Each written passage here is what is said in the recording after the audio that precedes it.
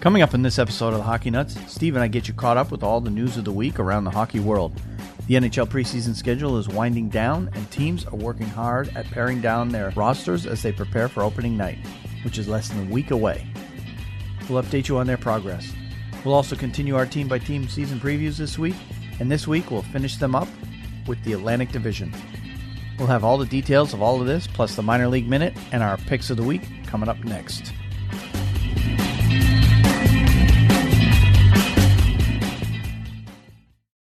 This is the Hockey Nuts Podcast, Season 2, Episode 7, recorded on Thursday, September 28th, 2017. Atlantic Division Preview. Shut up and sit down.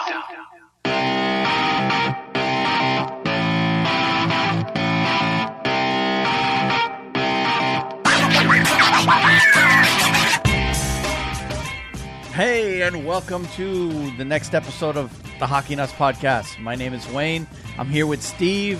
How's it going today, Steve? Going good. Been a hectic day, but I'm sitting down here relaxing with an Arizona green tea, so it can't be that bad. Going pretty good, Wayne. Look forward to talk to you about hockey tonight. Yeah, we both have had some trying times at work in the recent couple of weeks, and that sometimes does interfere with the recording of the podcast, and we're actually recording a little bit late this week. We normally record on Wednesdays. It is now Thursday, and we're recording tonight. Just ended up being a better day for both of us this week with our work schedules, so that is what we decided to do. So with that in mind, we've got a lot of stuff to talk about this week. We've got, of course, the preseason games that have begun and are actually beginning to wind down. We got opening night is less than a week away now. 6 days, I think, is by my count. Yeah, I can feel the butterflies start churning. They always do this time of year. I get the churning of the butterflies. Oh, That's right. NHL starts. Yep. Boy, am I excited. Yeah, the games going on right now don't really mean a whole lot. It's pretty much just pure entertainment value at this point. I'm not holding any kind of stock on the actual results of the game, but it is fun to watch the games anyway. Yeah. And then, of course, the teams are in full roster cut mode. Most teams have gotten down below 30 players at this point and just have a final few cuts left to go to get down to the 23 or less mark that they need to be at opening night. And, of course, tonight we're going to finish up our season previews of all 31 teams. We've yet to talk about the Atlantic Division teams, so we are going to tackle that tonight, and that will finish up our team-by-team previews for this year. And if your team's not in the Atlantic Division, just go back to our 3 previous episodes. If you can see it right in the title of the shows, which division we talk about that particular day. But the Central, the Pacific, and the Metro divisions, we all talked about the last 3 weeks. So tonight it's going to be the Atlantic Division. And then, of course, I'm only going to mention it this one time because we're just about getting ready to go. I'm putting out our last call for our Fantasy Hockey League. I've actually had one guy drop out at the last second. He decided that the story is that I got from him was he runs a league of his own, and his draft is occurring at the exact same time as our draft. And he just decided that it was going to be too difficult to try to juggle the two. So he decided to bow out. So we do have one last opening, and we are taking applications for that. And I was also trying to convince another cousin of mine to take that last spot, and he hasn't decided whether or not he's going to. And the main reason is he runs a league of his own, and his leagues are very similar to mine because he used to be in our league, and he designed his very close to ours. And he still has like 4 or 5 openings in his league. So if you can't get into our league, I do have a league that if you still want to play fantasy hockey, it's run by a cousin of mine, and he does a very good job at running a league himself. He's got a few openings as well. So if you just get in touch with us at feedback@thehockeynuts.com, I can point you in the right direction if you still want to play fantasy hockey and you haven't yet. And of course, just a reminder to all those who are playing in our league, the draft is this Sunday, October 1st at 7 p.m. Eastern. So you want to be clearing your calendar for getting ready to do that. And I know you're pretty excited for that. You'll be kind of our impartial observer of the league this year. So I'm looking forward to that. Just take a look at things, and I'm anxious to see what people say and how that's going to go. That's going to be a lot of fun. Yep. Yeah, it's fun time. It's a good way. It's another way to watch the games and enjoy it in kind of a different point of view. So, absolutely. All right. Well, before we get going on the stories this week, let's remind everybody, of course, you can email the show at feedback@thehockeynuts.com. If you want to give us any feedback, you can reach us through Twitter I'm at Wayne Halley 9. Steve is at SBall504man. You can reach us through our Facebook page at facebook.com/thehockeynuts. You can reach us through our YouTube channel at thehockeynuts.com/YouTube. And those are the various ways that you can get in touch with us.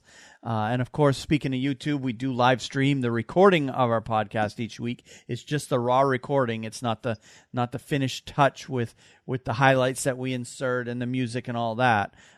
We just simply do the base recording of the podcast, and we stream that live. And, of course, it's also available for you to watch after the fact. If you don't get to watch it live, you can simply go to our YouTube channel and watch it after the fact. So if you don't want to just simply listen to us and you actually want to look at our ugly mugs, you can go to the YouTube channel and see us there. And then, of course, the Facebook website, the facebook.com/thehockeynuts. We do put any kind of news or hockey news related stories that I see come across Facebook. I'll reshare it and put it up on the Hockey Nuts website. So it's a good place to go for an additional content. Eventually we'll develop that into something a little bit more, but for right now, that's pretty much all I got time for. All right, so let's head on to the stories of the week. And the first thing we need to start with is NHL transactions. And yes. What I have, I've been getting all of my transactions right from capfriendly.com. They pretty much have them listed in a nice order, dated, order by date. And, you can see the teams easily and who they are. The last time we recorded, we left off with the transactions that took place through the 19th of September. So from the 20th through the 28th, that's what we're going to cover tonight. And I'm really going to wrap it up real quick by just saying 1, 2, 3, 4, 5, 6, 7, 8, 9, 10, 11 players have signed with various teams, all entry-level contracts, all 3-year contracts, entry-level. Well, actually, one of them was only a 1-year contract, entry-level contract. So anyway, bottom line is most of these players, I suspect, are going to probably not make their teams coming out of training camp. And what will happen is they'll all get sent back to their junior teams, and those contracts will slide back a year. That's just my guess. But I'll just list the names real quick and the teams that they signed for. Dylan Colin, defenseman, signed with the Vegas Golden Knights. Edward Wicho signed with the Florida Panthers. He's a defenseman. Kiefer Bellows, forward. I believe that's Brian Bellows' kid. Signed with the Islanders. Sam Miletic, forward, signed with the Penguins. Luke Green, defenseman, signed with the Jets. Jared Anderson-Dolan, center, signed with the Kings. Brendan Manel, defenseman, signed with the Wild. Jack Studnicka, center, signed with the Bruins. Dylan Ferguson, goaltender, signed with the Golden Knights. Robert Thomas, center, signed with the Blues. And Alexei Lipinov, center, signed with the Tampa Bay Lightning. Anything you want to add about any of those players? I didn't notice anything, Wayne, on any of those players other than what you just said, that in all likelihood they are going to perhaps serve out their at least the beginning part of their contract with the representative farm team for the team that they play for. I did not notice that any of those players would make their respective teams. There may be one or two, but it didn't jump out at me. Yeah, every one of those players, with the exception of Edward Wichow, the defenseman that signed with the Florida Panthers, every one of those players is in the age of 18 to 20 years old, so they would all be eligible to go back to their junior programs and play out, which means their contracts would slide back a year. So the year wouldn't start, or the first year of that contract wouldn't start until next year. Until next year or beyond, if they continue to go back to their junior team. Right. Until that first year that they play more than 10 games with their NHL club, essentially, is when that contract will burn its first year. In the case of Wichow, and he's the only one of that entire group that only signed a 1-year deal. The rest of them signed 3-year deals. He is 24 years old, and he, in all likelihood, will end up with the Florida Panthers American Hockey League team. So, or even get sent down, all the way down to the ECHL. But he'll end up in one of those places because he is too old to play junior. So that's all I have for transactions that have happened over the past week. Now let's move on to the professional tryout situation, the PTO contracts. I've got the list in front of me. Again, I got it from capfriendly.com. You can get it right on there. And I will list the players here that are still with the team that they signed the PTO with. Of course, if you want to find out who signed with what teams, if you go to our show last week, we listed probably 40, 45 players that all signed PTOs with various teams. Well, this list that I'm going to give you this week are the ones that are still remaining with those teams. Everybody else has since been released. David Booth is still with the Red Wings. Alex Chason is still with the Capitals. Andrew Desjardins is still with the Rangers. Bobby Farnham is... Bobby Farnham. Yeah, Bobby Farnham got let go. Yep. He got let go today. Yep. Cody Franson is still with the Chicago Blackhawks. Eric Jelena is still with the Canadiens. Tanner Glass is still with Calgary. Cody Gulubeff is still with Buffalo. Jimmy Hayes is still in New Jersey. Chris Kelly is still in Edmonton. Brooks Laich is still in L.A. Chris Lee is still in L.A. Ryan Malone is still in Minnesota. Jay McClement is still in Pittsburgh. P.A. Parento is still in Detroit. Joe Pendenza is still in Columbus. Brendan Peary is still in Florida. Roman Polak is still in Toronto. Teddy Purcell is still in Boston. Scotty Upshall is still with the Canucks. Ryan White is also still with the Canucks. And Daniel Winnick is still in Minnesota. And finally, Harry Zolnarchuk is still in Florida. So all the others have been released. And in fact, a lot of the other names that were released are some of those guys I really haven't heard of. So yeah. But most of the guys that I just listed did play in the NHL last year.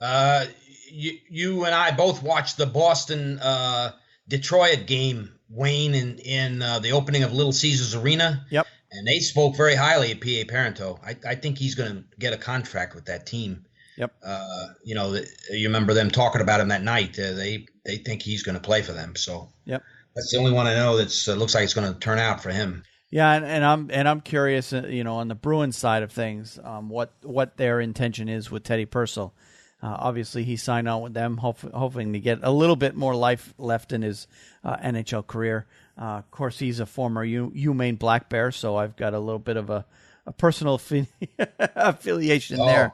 Okay. With him, but I think they have him there pretty much as insurance in case they decide at the last minute that some of these rookies that they're really giving a long look to don't pan out, or they decide that Purcell will give them a better chance to win than one of these rookies will. But we should probably know within the next week or so who or if any of these players are still left with their respective teams. I would say this, Wayne, correct me if I'm wrong.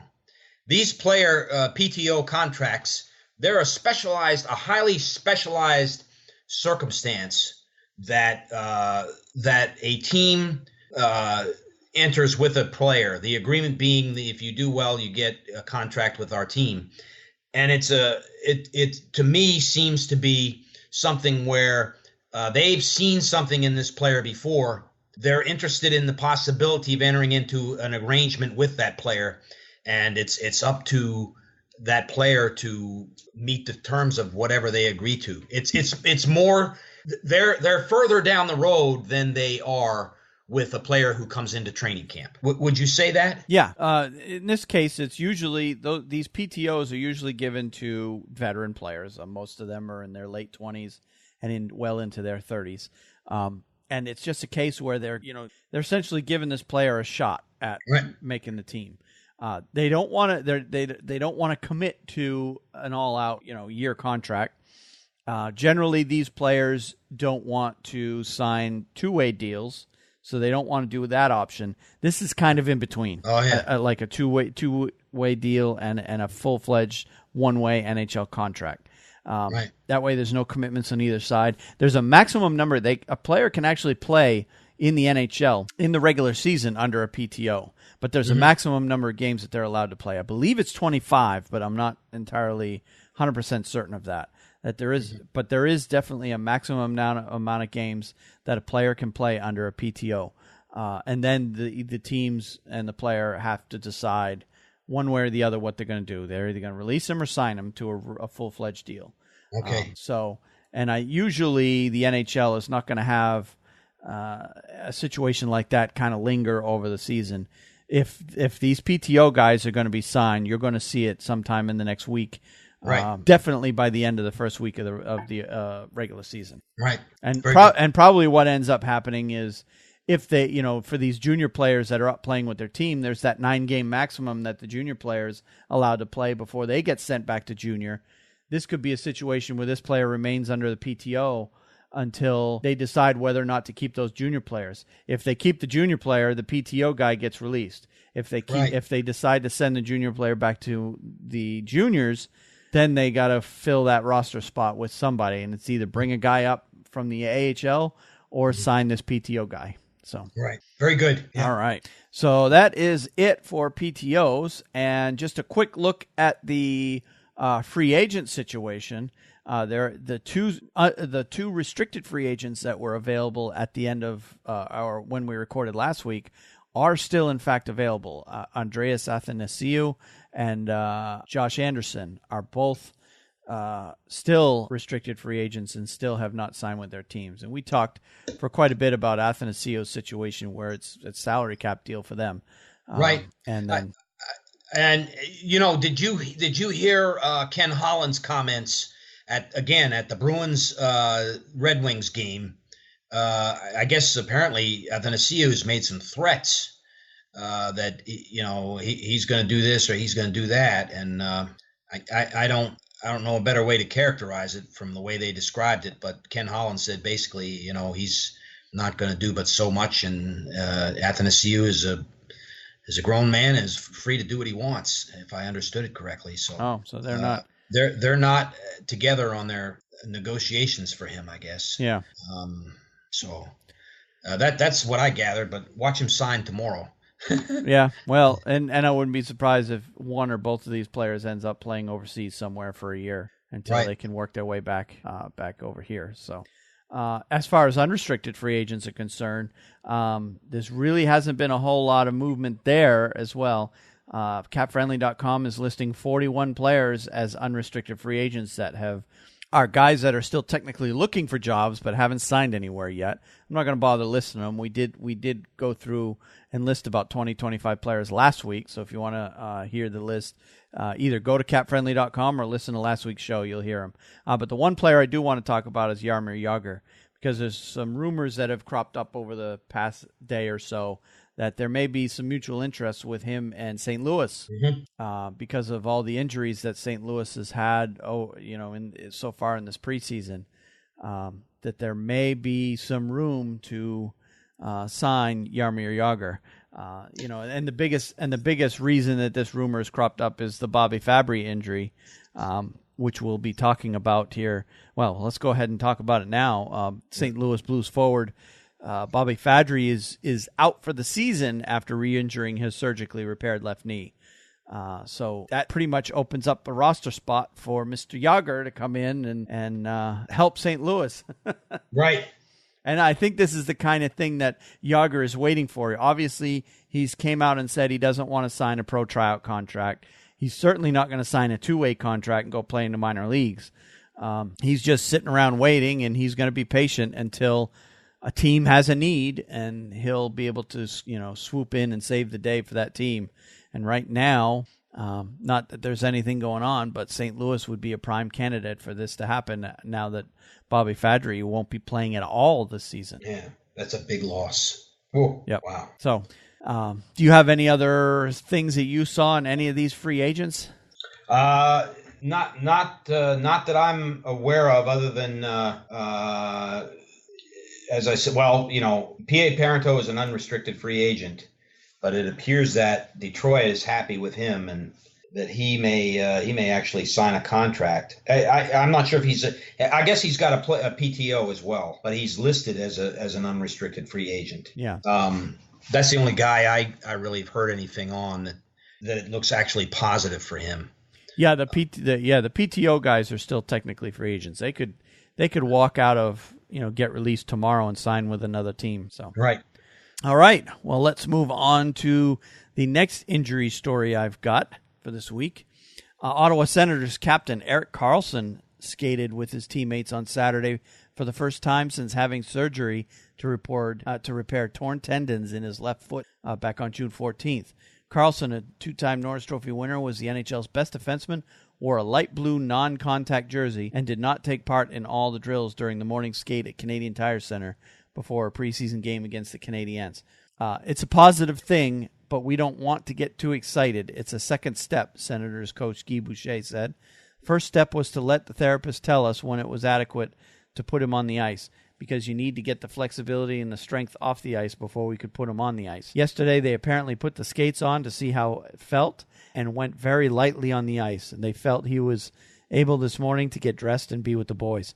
Basically, this is the second step, but there's quite a few steps before we get to him playing. We don't want him to get too excited, Boucher said. The plan for Karlsson is to take the next 2 days off and see how his ankle responds. There's no timetable for his return. And then, of course, the Senators' first game is on October 5th. So initially there was a story that came out a week or so ago that they said, hey, Karlsson might be there for opening night, but I'm not getting that from this story. No, I'm not getting that at all. As a matter of fact, Wayne, we may wait a month to see him play. When you say there's no timetable for return, believe me, if Guy Boucher could tell reporters in the pressure-oriented Ottawa Senators news media corps, he would say, well, the timetable for his return looks like 2 to 3 weeks. But when you say there's no timetable for his return, that means that it is true what he's saying in this article, but it's also true that they're not sure yet, where his prognosis is, and it might be a month. So it could be longer than that, but I don't see him opening up anytime around the 5th. He may be a couple weeks into the season before they. I think here's what I think too. I think Ottawa is going to be hard pressed to play as well as they did last year.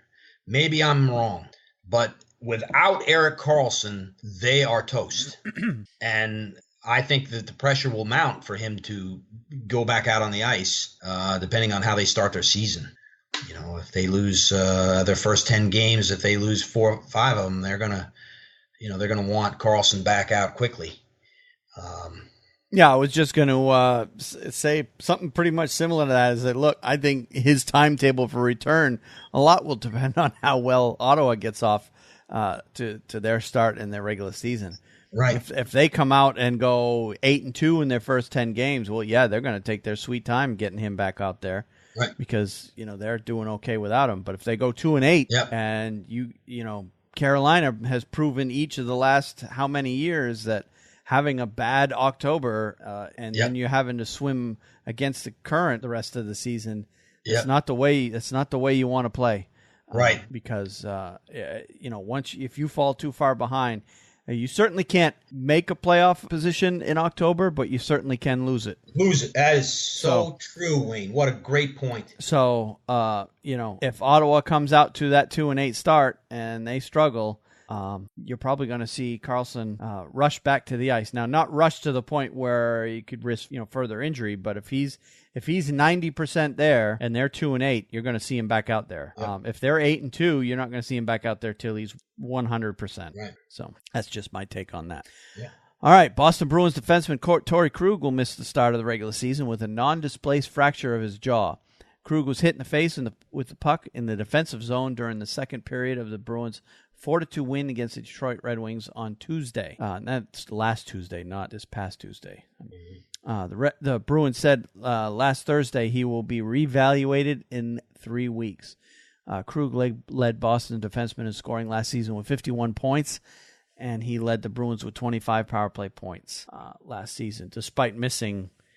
Actually, I don't think he missed any time in the regular season, 1 or 2 games maybe, but he missed a good chunk of the playoffs. Anyway, I know the NHL doesn't want their players wearing full visors. This brings up the visor debate again. Right. But an injury like this, to me, is completely preventable. If he'd have had a cage or a full visor, full face protection, this injury wouldn't have happened. The Bruins would have him to start. So I know the players don't ever want to get to the point where they have to wear full visors. I know the players are against it. They just are. It's the culture of the game. But as an owner, you're paying all this money invested into these players, and you want to win, and you need all your guys there to be able to win, and you lose a guy to an injury like this, and they're saying it could be 3 weeks before he's back. Yeah. And even when he comes back, he's going to come back with a shield of some kind. Yeah, he's going to come back with a shield of some kind. They'll bring him back as soon as he's able to play and be effective but they're still going to protect his face until he's back to 100%. I see it every week during the beer leagues when I'm reffing. I'm like, twice this past Sunday, one guy got hit in the mouth with a puck, bleeding all over the place. Another guy got hit right next to the cheek, cut his cheek wide open with a puck on the same day. Neither one wearing face protection. And I say to some of the other guys, now this is just pickup hockey. This is beer league hockey. Nobody's a professional here. Yeah. Everybody's got to go to work the next day. Yet you got guys out there not wearing face protection, getting injured. I'm like, what is the point? Why? Yep. I mean, I've seen that injury many, many times watching hockey over the years, Wayne. Yeah. But I mean, that one last year with when Logan Couture took the puck right in his, hit him right in the teeth. Yep. Perfectly smashed his teeth right out. I mean, that was so unnecessary and a preventable injury. Had he been wearing a cage, he would have been fine. Instead, they had to rearrange his dental picture. That was terrible. Terrible injury. Yep. The NHL claims are all about concussion protection. Yeah, you're not going to get a concussion from a stick to the mouth or a puck to the mouth. I get that. Or if you do, it's extremely mild. But you look at the other sports that are considered rough sports. Football, they wear full face protection. Right. You're starting to see it a lot in baseball now, where guys are wearing a thing to protect their face. Yep. Now, most of the time that's for injury, but definitely at the lower levels, you're seeing full face protection for baseball and softball at the youth levels. What I'm saying is, with the money as big as it is today, has the time come to have these players wear full face protection just so that the owners can protect their investment? I think it has come, but it'll be something. I think that the the players have to agree with it, and the players are not going to agree to it. I mean, you've got players that would rather play without any face protection, but now they at least have to wear a visor to protect their eyes. Yeah. So anyway, that's just just a rant. My viewpoints, obviously, the hockey purists, I'm sure, are yelling at their whatever their device are listening to this, and I'm like, oh yeah, you can't, I get the whole tough guy routine. I get it. But, it's a money situation to me. If I were an owner and I'm spending $6 million a year on a guy, and to lose him for a quarter of the season because he got hit in the mouth with a puck. Yeah. I'm going to want my guy to wear some sort of face protection so that he can play 82 games and not 60 games. Right. So anyway, that's my stance. All right. Let's move on to some of the other interesting stories we've had going around the league this week. First and foremost, the NHL announced 3 rule changes for the 2017-18 season. There is a video on NHL.com, and I've included a link to the video in the show notes that explains those 3 rule changes, as well as directions related to existing rules and equipment reminders. So first and foremost, the 3 rule changes. First one was no timeout after an icing. So you had a lot of teams that would use that as a tactic, where you get in trouble, you have to ice the puck in a close game, Yep. A lot of coaches will call a timeout after icing the puck in order to rest those guys because you're not allowed to change them. Yep. So they burn their timeout to try to, give their players a rest after an icing. Well, now they're no longer going to be allowed to do that. Now the other team can call a timeout if they wish. They'd be stupid to because you're getting to put a fresh line out there against a group of guys that are tired. So you'd be crazy to call a timeout as the offensive team. But anyway, that's the first rule. Number 2. Face-off locations for high sticking the puck. We're talking about reaching up and hitting the puck, batting the puck with a stick above the shoulders. During power play and shorthanded situations used to be different than when you do it on 5-on-5. Now they've changed that rule to just for consistency's sake. Now, no matter what, a team that high sticks the puck during a power play shorthanded situation, where the face-off ultimately takes place will be no different than it is on 5-on-5. Now, when you were on a power play before, they'd bring it all the way down. Now, I think it just goes out just outside the zone. If you're the offensive team, if you're the defensive team, it just goes, back into your corner. So anyway, it's just a minor little adjustment to just for consistency on the location of a face-off when the puck is batted with a high stick. The third rule change goes under the coach's challenge.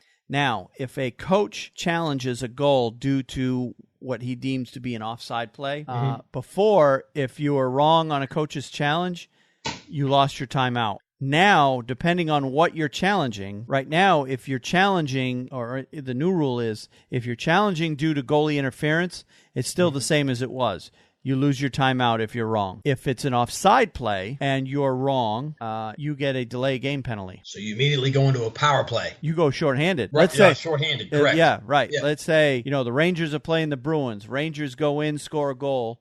Bruins coach says, nope, that play was offside. Under the new rule, if he's wrong, then the Bruins will go shorthanded. Goal counts, of course. Bruins go shorthanded immediately, and then they go into a shorthand situation. I think what I think, Wayne. That's the coaches will not take that risk now unless they've got to know. Yeah, yep. they've got to know because what was happening is they would use it particularly late in games. They'd use it almost like as a free timeout. They would call, even if it was close, they'd call for that second look. And then if they're wrong, well, during the time that they're looking, they're bringing the players in. They're basically going through their timeout procedure. If they're right, then the goal is disallowed, and they essentially got themselves a free timeout. Right. So, and a lot of coaches were doing that as a tactic. So this time, where there's actually a penalty involved, then you're going to see coaches think twice about using it. And of course, like I said before, calling for a review due to goalie interference, that stays the same as it was last year. They would just simply lose their timeout. It won't be a delay game penalty involved. And of course, with the offside one, if they're right, of course, the goal is disallowed. If they're wrong, they get the penalty, but they also do not lose their timeout. Right. So, all right. Follow that? Yeah, I follow that. All right. So, as far as those are the 3 rule changes. Now, they also, and we've begun to see it in the preseason, they've also put a couple of points of emphasis on a couple of other rules that are currently existing where they're actually not changing the rule. They're just going to enforce it tighter. Number 1 is slashing. We have seen an epidemic of slashing penalties throughout the preseason so far. Players are beginning to adjust now. You're not seeing it as much in preseason games. You're still seeing quite a few slashing calls, but it's players are beginning to adjust. So you're not seeing it called. I mean, there was one game I was watching. There were 9 penalties in the first 6 minutes of the game. Yeah. I mean, yeah. And most of them were slashing calls. And basically what they're trying to do, the reason they're doing the slashing is more for player safety. They're calling these slashing penalties that are up either on the hands and arms or near the hands and arms of the player. You're allowed to whack a player's stick down near the blade, down at the lower part of the stick. It's part of the game. You're trying to knock the puck off the player's stick. But if you're whacking a guy in his hands, that's where they're trying to call that, even if it's just a little chop. Because a lot of players got broken fingers, wrists. When we had wooden sticks, you could break a man's hand if you slashed them there. Yeah. So they're just trying to cut back on those types of fouls. And you're going to see, even in the beginning of the season, we're going to see an increase in slashing penalties. But eventually the players will adjust and stop doing it. And I think the game will be better for it because you won't see, players getting whacked and losing the puck as a result. Yep. And the other change that they are going to be emphasizing is under face-off procedures. And we've seen a few penalties from that in the preseason where teams are getting penalized delay of games due to not lining up correctly in a face-off. Now, the way the rule is if the player doesn't line up correctly, the referee or linesman tosses the center, brings in a new center. If it happens with this new center before he has a chance to drop the puck, that's where the delay of game comes in. So if it happens twice in the same drop, and they're just going to be more strict with making players stay within the area. Their skates have to be not touching those lines that surround the dots. I'm talking about the 4 corner dots.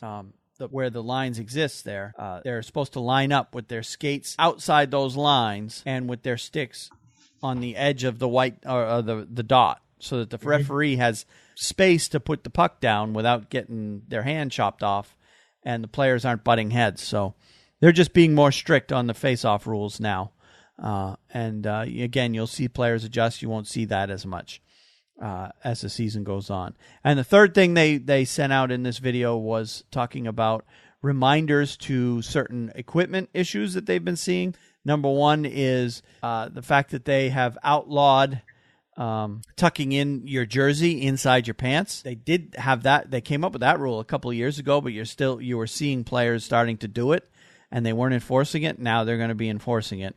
And then the other one with the equipment is visors that aren't properly worn. And they showed examples of several players where they had their helmet on and the visor was pushed up so far that it really wasn't protecting their face. The visor was covering the front of their helmet. The visor was pushed up so far. And they're going to be booting players off the ice that do that. The visor is supposed to be down in front, below the helmet, protecting the eyes of the player. And that's one of the things they're going to be looking at. And the whole jersey tuck thing, I'm still not entirely certain why that's such a big issue. Of course you gotta have the referees, the announcers, and that such be able to see the players' numbers. But other than that, I don't know why they're so adamant that the players have to have their jersey outside their pants. I know Wayne Gretzky would have a problem with that rule. Yeah, because that was a big superstition of his, is to have his jersey tucked in. The right side of his jersey was always anytime you ever see a picture of Wayne Gretzky playing hockey, you always see the right side of his jersey tucked in. That was his thing. So much so that I believe he had Velcro to keep it in there, or he used some sort of way to fasten it to the inside of his pants so it stayed in there. He used some Stickum from Fred Bolitnikov. or something, yeah.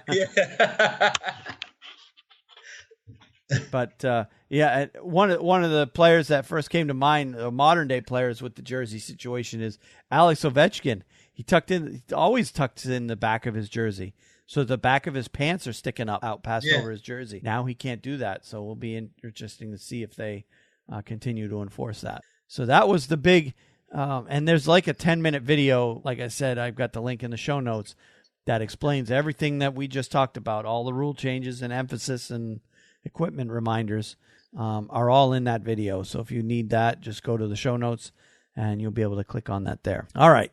Next story, NHL. The headline is NHL puts historical stats at your fingertips. A 6-year project that just completed this within the last month or two gives fans online access to data on every game and every player since 1917. And there's an article in the show notes, or there's a link in the show notes to the article that has full links to where you can find all these stats. But I was perusing through them myself, and it's quite interesting how much more detail you can get from historical stats like past seasons. I was actually able to go back and find the game, the game report for the very first NHL game that I ever attended as a kid. Really? Yep. Oh, that's something. That's pretty neat. I actually shared it on my personal Facebook page today. It was back in January of 1984. It was a game between the Winnipeg Jets and the Boston Bruins at the Boston Garden, the old Boston Garden, of course. And Rick Middleton scored 2 goals in that game. I'm trying to think who else was in there. Dale Hawerchuk was playing at the time. Ray Bourque was playing, wearing his old number 7, not the 77 that everybody knows today. That was so it's quite interesting to go back and see that game report of that very first game. And I also looked up a second one, was the one and only game where I actually got to see Wayne Gretzky play live. That was a game between the Oilers and the Hartford Whalers. And that one was also in January of 1986. And that was Edmonton versus Hartford at the Hartford Civic Center. And Edmonton won that game 4-1. And Gretzky had 3 points in that game. Two goals, 1 assist. He had a regular goal and then an empty netter at the end of the game. And then, of course, 1 more assist. And that was in the heyday of the Edmonton Oilers. Gretzky, Curry, Messier, Coffey, all those guys. Grant Fuhrer was on the team, but Andy Moog played net that night. Mike Liut was in net for Hartford that night. I remember Mike Liut. Yeah. Yeah. So if you want to go back and look at any specific really cool. games, they have that on the NHL.com now. So all right.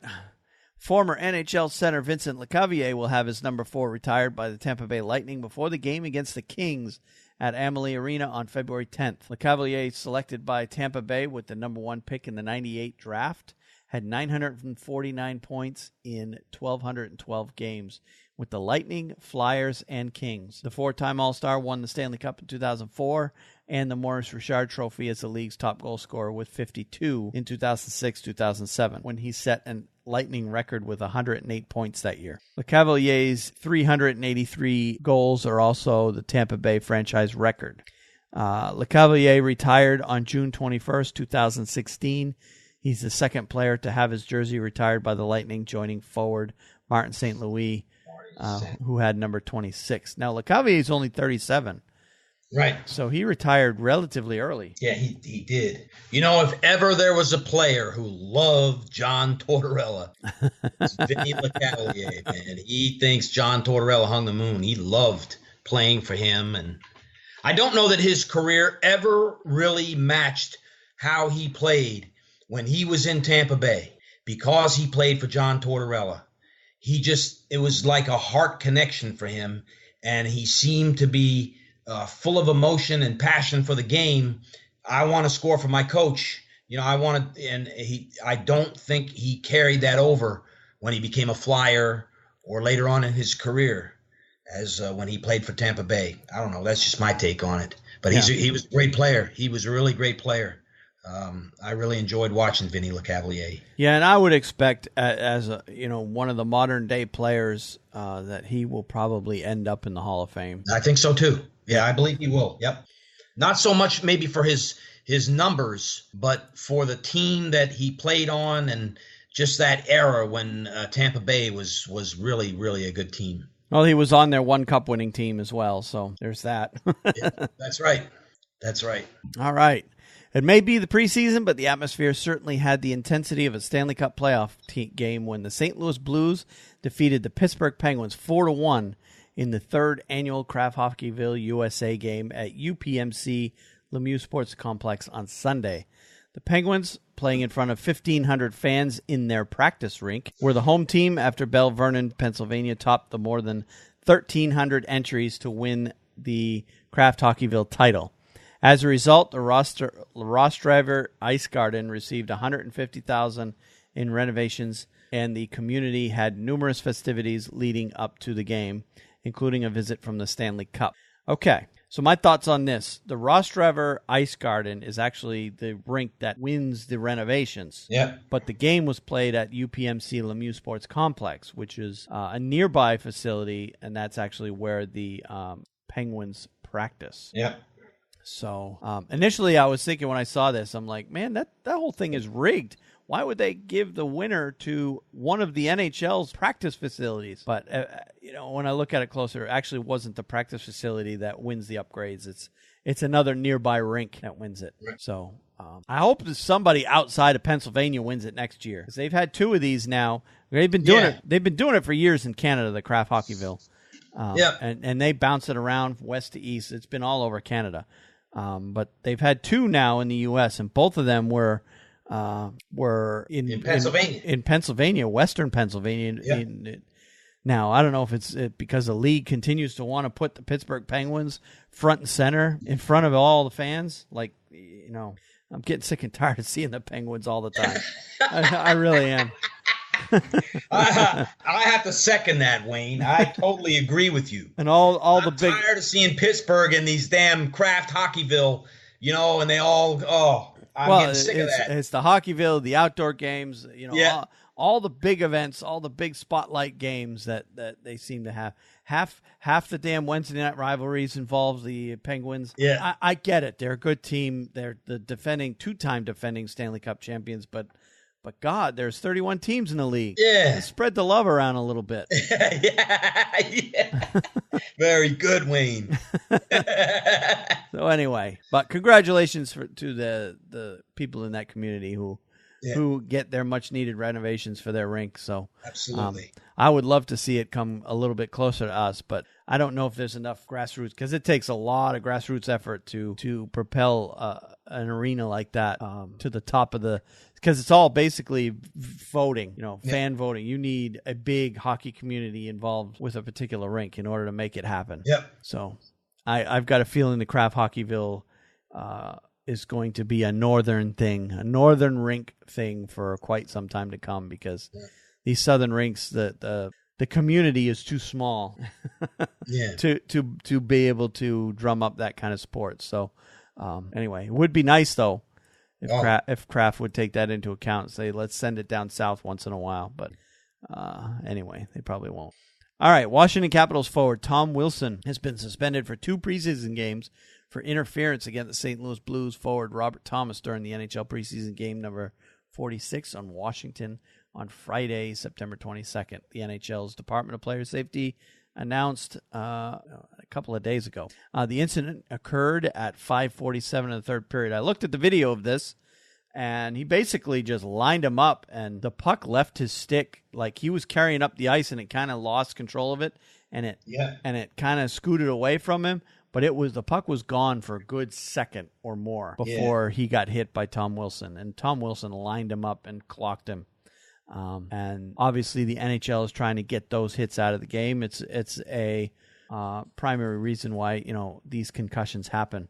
And speaking of concussions, I saw a story. TSN did a story on Paul Kariya. I don't know if it was yesterday or the day before. I began seeing a lot of activity on the internet around Paul Kariya last night, and I kind of looked into it this morning, and it turns out that TSN did a story on him, and it talked about a big part of that story is where they talked about the concussion issue in hockey. And, it's been a problem for a long time, and they are working on getting hits like that out of the game.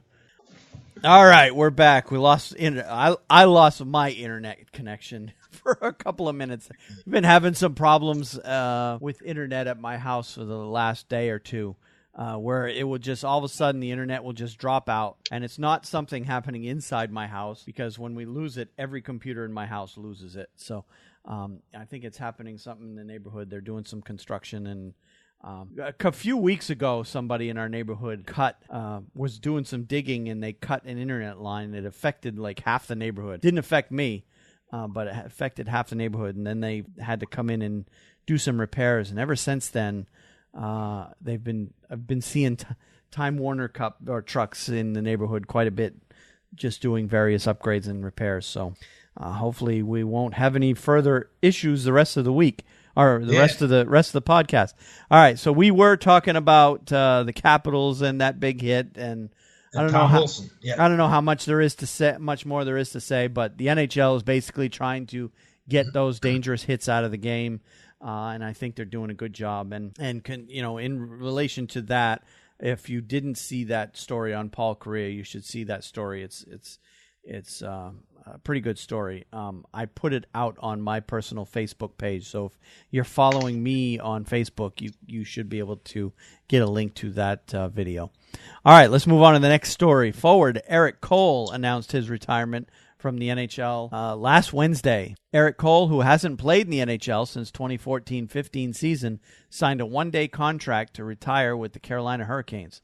Following the announcement, Carolina Hurricanes president Don Waddell named Cole team ambassador. Cole sustained a spinal contusion on March 24th of 2015, playing for the Red Wings against the Coyotes.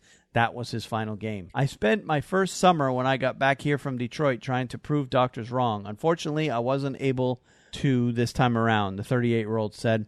It wasn't the first time in my career I've been told to retire. For the first year, I sulked a little too much about it. I was a little lost and frustrated about not being able to play, but eventually I started getting on the ice with my son and his hockey team, and I started finding more important things to do. Cole had 363 points in 557 games in 9 seasons with the Hurricanes. He scored 59 points in 60 games in their 2005-2006 Stanley Cup championship year, and was a big part of that team, of course. He finished his NHL career with 532 points in 892 games in 13 seasons for the Canes, the Oilers, the Canadiens, Stars, and Red Wings. Cole said he and the Hurricanes general manager Ron Francis discussed him returning to play for Carolina, but it did not work out.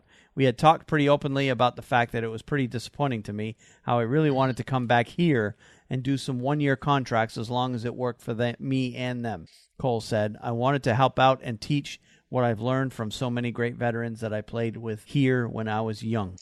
So he's come back home, and he's the latest example. Not to I don't want to sound like a Hurricanes homer or anything, but I am. I'm going to be a Hurricanes homer. He's the latest of a number of Hurricanes players who have played here, love the area. You can attest to it as I can that this part of North Carolina is a very nice area to live in. The weather's great. It never gets real cold like it does up in the north. Right. We still do have 4 seasons. You still occasionally get snow, but a couple days later it's gone, so you don't have to deal with it all winter long. Players find in general it's a great place to live, and one of the key things with living here, as opposed to living in, say, Toronto, is these players and their families can go out in public and not be badgered to death, and just be completely inundated with fans constantly bother them while they're out in public. Out here, because hockey is down the list a little bit in terms of popularity in this area, the NHL players can go out in public and they can go to restaurants, they can go out in public and generally not be bothered. Yeah. So that's one perk of living here. So some players like that, some players don't. Some players like being the center of attention. But there's a number of players who have played here and either left and go and play elsewhere or retired while they were here and ended up staying here. You've got, Eric Cole's the latest. You've got Rod Brindamore, who's still in the area. Sergei Samsonov lives in the area. He's working for the team as well. You've got Glenn Wesley. You've got, a whole number of players. Justin Williams just came back. Yep, because he loved it here the first time he was here. So, So you see that, it's just a testament to the area. It's a nice area to live. It's a rapidly growing market in terms of population, which means a lot of the neighborhoods are new. They're nice. They're everything's nice and new and fresh and clean and. It's good restaurants, Wayne. Lots of good restaurants. On your way to the game, the good restaurants are coming here from all over. Yep. It's kind of exciting, actually. Yep, great food trucks. Great food trucks. They're on their way. Yeah, North Carolina's starting to get them. I won't go into detail on that, but maybe a later podcast we'll talk about a food truck that I really like. So. Yep. But, hey, I got my lobster roll when I went to Canes Fan Fest. Oh, did you really? Yeah. Oh, I didn't know that. Yeah, I went to. You didn't tell me that. Oh yeah, Maine. What was it? I can't remember the name of it. There was a food truck there that does Maine lobster, and I went there, and it was expensive, but it was good. Had the Maine lobster roll. Brothers Maine Lobster Company, I think is the name. It's actually a chain. There's food trucks. They probably got a dozen food trucks or a dozen. What you want to call it, locations around the country. They're in about a dozen or so cities around the country. They're in Vegas, they're out west in California, they're here in North Carolina. They've got food trucks in the area. But it was good. I mean, it was nearly $20 for a lobster roll and a boat of tots, but it was good. And it was fresh lobster. It wasn't previously frozen. I can tell. I'm from Maine, so I can tell the difference. Yeah. But anyway, so yeah, I mean, it just goes to show you that the players like it here. Generally, if they come and stay for a while, they end up staying, keeping their family here. It's just easy place to live for sure. Yeah. And the city is easy place to get around. You go to L.A., Boston, New York, traffic's always a bugger to deal with. Philly, all the big cities on the East Coast, you're having constant dealing with traffic situations. Here, the everything's laid out nice, easy to get around. Very, very rarely do you run into traffic jams. And not to say they don't happen, but they don't happen as much nearly as here. Like, for example, when I travel up north to go see family and friends, I can't get through D.C. without running into some sort of traffic issue. Yeah, that's a mess. Every time. The Beltway. Every single time I go anywhere near D.C., there's always, no matter what time, I've tried driving through middle of night. I've tried through driving, on a Sunday, on a Saturday morning, early mornings, late nights, middle of the day when people should be at work, no matter what. There's always a traffic jam somewhere in the D.C. area, and I just can't get through it without that. So here you don't have that problem. No. So not very anyway, often. All right, enough touting our area. All right, that's it for stories, unless you had any. Before we move on to team previews. You got the major ones. There's one other one we'll talk about a little later, but okay. All right, let's move on to our season previews then. Yes. And this week we have to talk about the 8 teams that make up the Atlantic Division, and of course we do them in alphabetical order. So the first team we need to talk about this week is the Boston Bruins. We finally land on the Boston Bruins, and that is a good thing to talk about. Yeah, and as I pull up their page on my trusty Hockey News yearbook, of course, the Boston Bruins finished last year 44-31-7 with 95 points, which is almost identical to the previous seasons before. They had 93 the year before that, 96 the year before that. Well, the difference last year is they made the playoffs, barely, but they made it. And the 2 seasons prior to that, they missed the playoffs. As far as players coming and going, you have players leaving. You have Colin Miller. Of course, he got pulled by the Vegas Golden Knights in the expansion draft. Dominic Moore and Joe Morrow are all gone. Coming in, really, there's only one name that has been added to the Bruins out of free agency, and that is defenseman Paul Postma. Mm-hmm.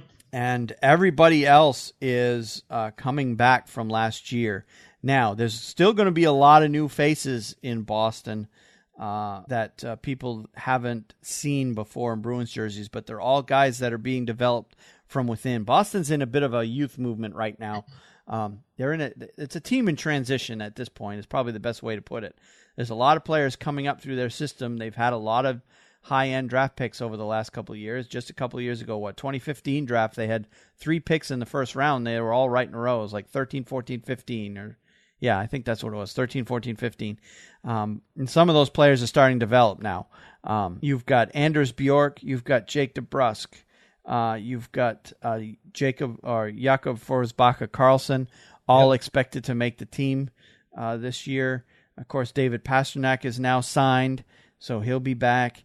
Zach Senyshyn is another name that is probably going to be a guy that probably won't make the team right out of camp, but he'll get some playing time in the NHL.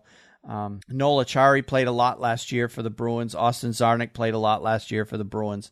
Both those guys are going to see time in Boston as well as Providence this year. Back on defense, of course, you've got Krug, Chara. As far as new faces, you've got McAvoy, who will be officially a rookie this year, even though he made his NHL debut during the playoffs last year. He still hasn't officially played his first NHL regular season game yet. You'll see him in the lineup. Of course, Brandon Carlo was a rookie last year. He'll have an expanded role this year with the Bruins.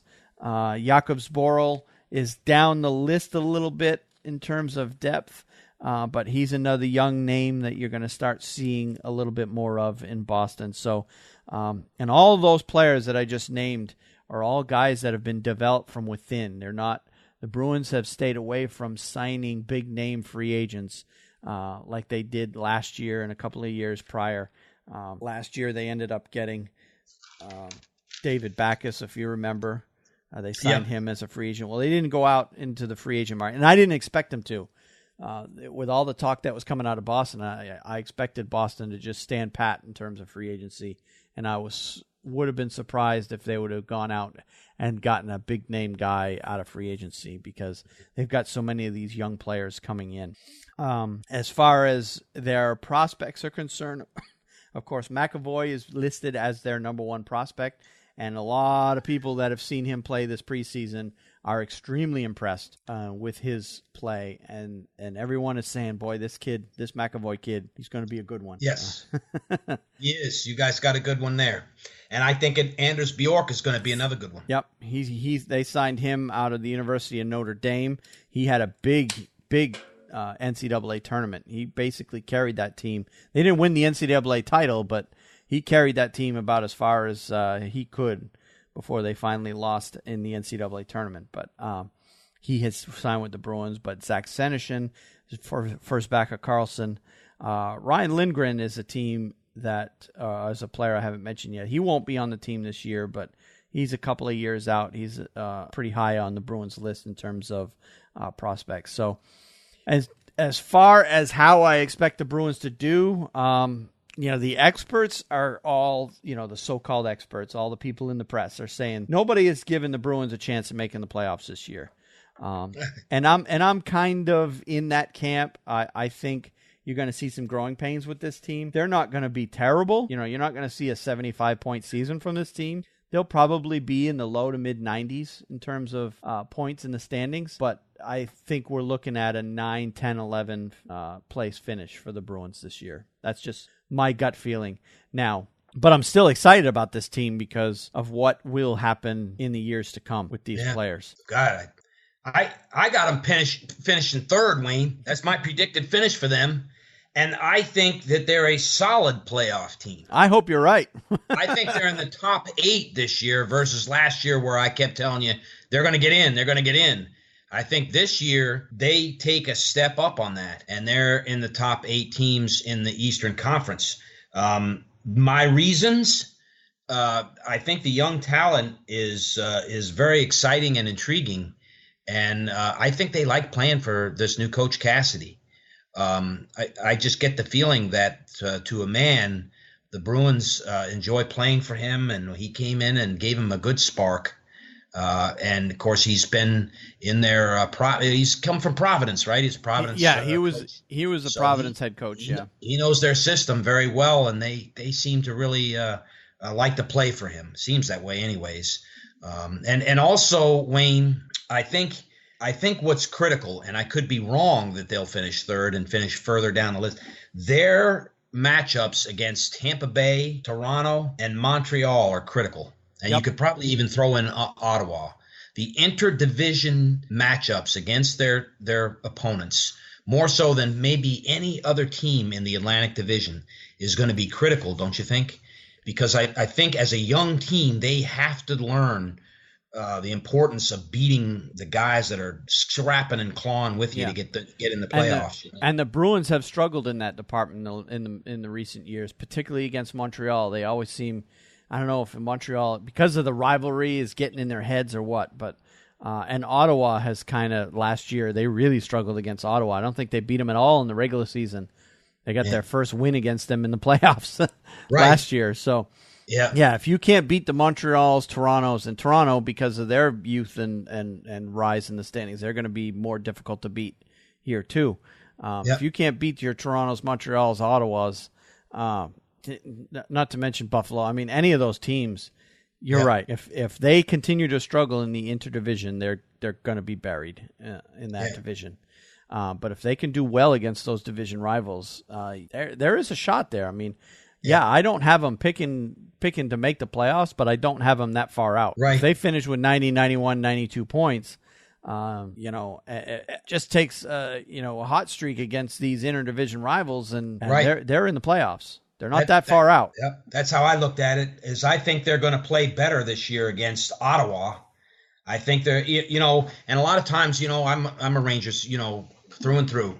I'm looking at the schedule and I'm saying, okay, well, if we can split with this team and, go 3-1 against this team, and we do this against this, I'm thinking that as I'm looking at the schedule, Yep. what's going on, and I'm doing it this year with Boston, and I'm thinking, hey, you look at Montreal on paper, Wayne, they lost a lot. Montreal lost a lot. Do I think they'll make the playoffs? I think they're going to be close, but they lost a big chunk. And I think Boston may take a step up and Montreal may take a step back. But that's just it's nothing more than, throwing horseshoes. I have no clue. Yeah. But that's my gut feeling. That's what I seem to just sense from this this youth movement that they have going on. So. Yeah, the Atlantic Division is clearly weaker than the Metro overall, top to bottom. But I see a logjam here in the Atlantic, and our predictions are probably not even going to be close to what we're actually going to see. But but anyway, that's where we stand with the Bruins. Anything else you want to add with Boston? Watch out, Wayne. I was right last year. I might be right again this year with the Bruins. The only other thing I'd add is we haven't talked about the goaltending situation. Of course, Tuukka Rask is your clear number one, but there's a lot of talk about the number two position. With essentially it's centering around Hudobin and Subban. Mm-hmm. Now Subban, this is the first year where he has to clear waivers in order to go down to Providence. Okay, and being a former first round draft pick. That's going to draw some attention from around the league. So the Bruins have to make a choice here, and they haven't made it yet. Still, all three goalies are up with the big club. One of them is going to have to go down to Providence at the end of the preseason. Is it going to be Hudobin, or is it going to be Subban? You could make a case for that Boston may want to keep Subban around in Boston for a little while. He has played well in the preseason. He's had a few outings where he's played really well. So they may decide to keep him around for a little while to hopefully not, lose him to waivers.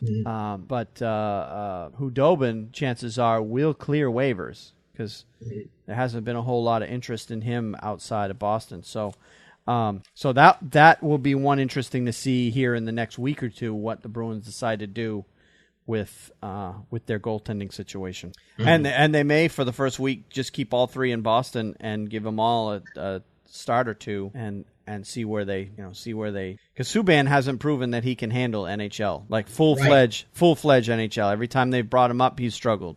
But he's played well in the preseason. Can he carry that over to the regular season? That remains to be seen. All right, let's move on to Buffalo. They finished 33, 37, and 12 last year for a total of 78 points, finishing well out of the playoff picture. As far as players coming in and going, they lost this year Tyler Ennis, Dmitry Kulikov, Marcus Foligno, Anders Nielsen, and Derek Grant. Players coming in, they have Benoit Pouliot, Jakob Josefsson, Jason Pominville, Marco Scandella, Nathan Beaulieu, Victor Antipin, and backup goalie Chad Johnson.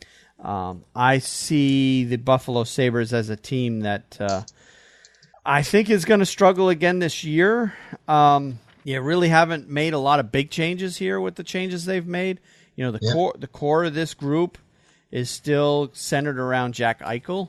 And the big question with him is, can he stay healthy for a full season? He's had some injury issues here to start off his career. But you've got Jack Eichel, you've got Evander Kane, you've got Kyle Oposo, Ryan O'Reilly, Sam Reinhart, Matt Molson, Johan Larsson are the forwards up front. Back on D, Rasmus Ristolainen, Josh Georges, Zach Bogosian, and Justin Falk, not the Carolina Justin Falk, the other one. Right. Are back on D, and of course Robin Lehner is the number one goalie at the moment in Buffalo. I just don't see that these young players. Of course, I'm expecting a big year from Jack Eichel at this point. This is what, his third or fourth year? I think it's his third year. Third year.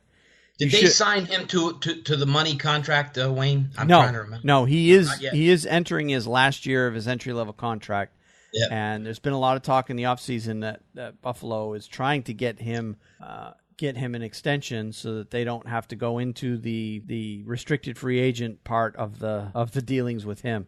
they can sign him now to that extension, so he'll finish his third year and then start his first big boy contract starting next season. So they are eligible to sign him, but they have yet to do it. And now it looks like if the season starts, they're not going to bother with it until the off season. They don't want it. Jack himself has come out and said he doesn't want contract negotiations to be a distraction, and he's going to put it aside. If it doesn't happen before the season starts, it's not going to happen till next summer. Yep. But he'll ultimately end up back in Buffalo because he'll be a restricted free agent and all that. So, but he obviously is the big future of that team. But I just don't think they've surrounded him with enough pieces to be able to make a serious run at a playoff spot. I don't know if I 100% agree with what you just said. I think that's the reason why Buffalo is not going to make the playoffs unless something happens. Yeah.